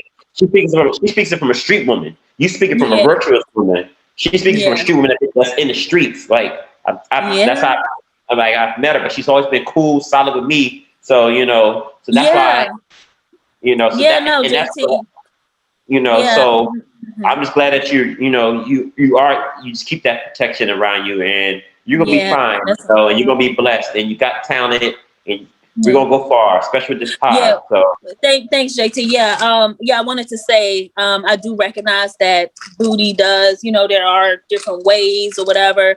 I do recognize that a good amount of women, can, or I can, like you mentioned, use it for other reasons. I think you made some good points. I think we all had some pretty good points on today's episode. And again, I just come from the perspective of seeing that that's a thing, but hoping that there are some men again out here that don't see it as because Mega eventually probably seen you as this, and then especially if he's in a certain space in his life where he wants to evolve, and like, you know what, I know she was I was attracted to the physique and all this, but this woman right here is really fucking amazing, and she really could be something special. So let me get my act together so I can do right. There are men like that, so I never want you to feel like I'm saying men are trash and men can't get this together and things like that, because there are many that do. Oh yeah, no, I know. I can definitely see it, and especially like when a kid get involved or changes. Yeah. So, no, JT, I know there are men out here that do it. I think it's rare. I think it's rare, but I mean, the guy I'm with now, he seems to point out my other traits more. So that's, I definitely appreciate that. I love that, don't get me wrong. I love my behind. It's definitely a part of me, but, he definitely does a good job at, and that's what I was saying. The little dates, like Tenn Stacks brought up the whole rowboat thing or whatever. I was going to say, like, a lot of the times we go out, it's just simple, by the water, it's food, it's wine, it's not some fancy restaurant most of the time. So yeah, man, go out there, show your woman some real time and affection, some TLC. Yeah, your boo is smart though. He knows he's working. From what you were saying, he's trying to work on becoming, because he knows these people out here ain't shit. So he knows he got to get it together, and he seems like he's working on it. Like I always told you, it's like I will point out if it looks like this, I'm gonna point out like this, but if it looks like that, I'll call you do. Yeah, but it seems like make it seem like it's really like men. Like say when you get he does. Men who trying to get it together and get the right woman, he will get his shit together. Yeah, he will get his shit together. And you're the type of woman that who's smart is going to get his shit together. It still may take time. He may fall. He may relapse and stuff like that. But long, like Nikki St said it best, and I wanted to talk about this earlier. But we supposed to bring up everything else. Like no man is perfect, but a trying man is everything. So he might slip falls, but as long as he keeps trying and stuff, like he's only trying to get better, it's like you can't knock a man for that. 'Cause some motherfuckers don't care at all and just like whatever. I agree. We can leave to come back. But if they value what they have and trying to get better, it's like that's what you ask for. So I agree. I think that's the most beautiful part, and I think that's the thing that I respect the most is the growth. The intentional growth, the listening, the listening and taking it in and figuring out, okay, well, how can we get better from this, or how can I get better from this? That's the key right there, is to actually want to grow and actually listen to your women or your men, or you know what I mean? So yeah, that's what to hear. That's the stuff I want to hear. I'm like, all right, Imani, I see. And that's all, and that's it. So you progress. You get what you deserve. Yeah, progress is everything, So any watch you catch Snowfall? I caught Snowfall. Snowfall? I've never really watched Snowfall, but I heard good things. I mean, watching wise, I haven't really watched anything new, JT.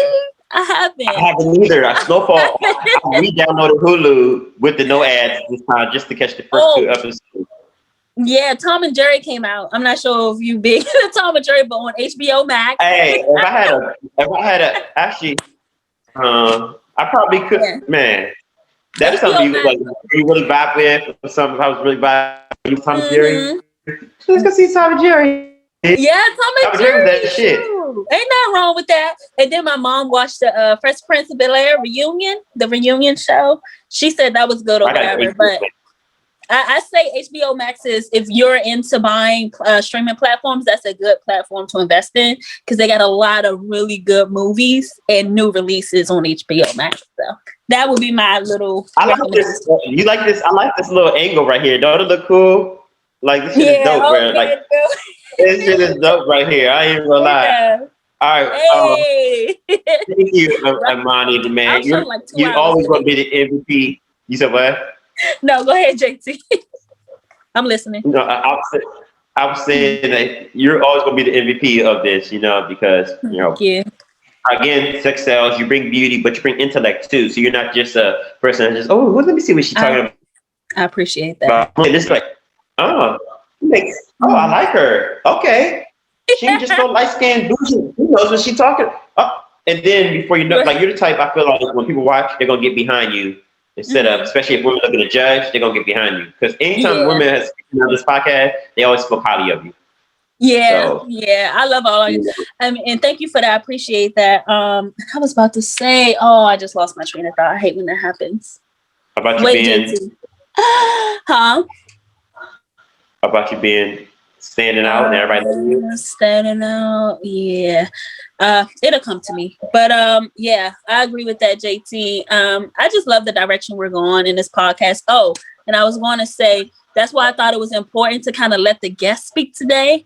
I don't know if you know, when you noticed, you could be like, why are you so quiet? Why are you so quiet? I'm like, well, I just want to hear what they have to say because they had a lot to say. I wanted to push you. If the other girl was on, I was going to let them, but she wasn't on. That's why I was like, they got to need another female perspective. Yeah, that's why. Otherwise, I got that. I got that. And that's why I tried to back up Nikki as much as, possible because, Gabe and Tenn Stacks are very opinionated. So, but, I think all three guests were amazing. I wish I would have been able to come on. It was a good conversation. And you like the direction, but we saying you like the direction where we're going? Good. I'm glad. Yeah, I do. I like the direction that we're going in the show. I wanted to implement some more. Well, I'll talk to you about that. I'll sideline with you about that. Yeah. But I know the YouTube thing is helping too. I know our listeners love to see us. Love to see our faces and stuff. So looking forward to it. Yeah. So this is JT. The Sly Devil himself, Cairo, already signed off. It's like, nah. He want to watch his Warriors. Actually, I hope the Warriors do beat the Lakers. So, but I don't really care about it. Really? My team is losing, so it sucks. What's your team? Rockets. Oh, gosh. Really? Why? Yeah. Sorry. So it's here, JT, Cairo, Miss First Lady, Lola Clappers herself. Imani St. Here signing off. Thank you for tapping in again to the Authentic Podcast, Intriguing Nerd. And have a blessed day. Be blessed, yes. Be blessed. Mm-hmm.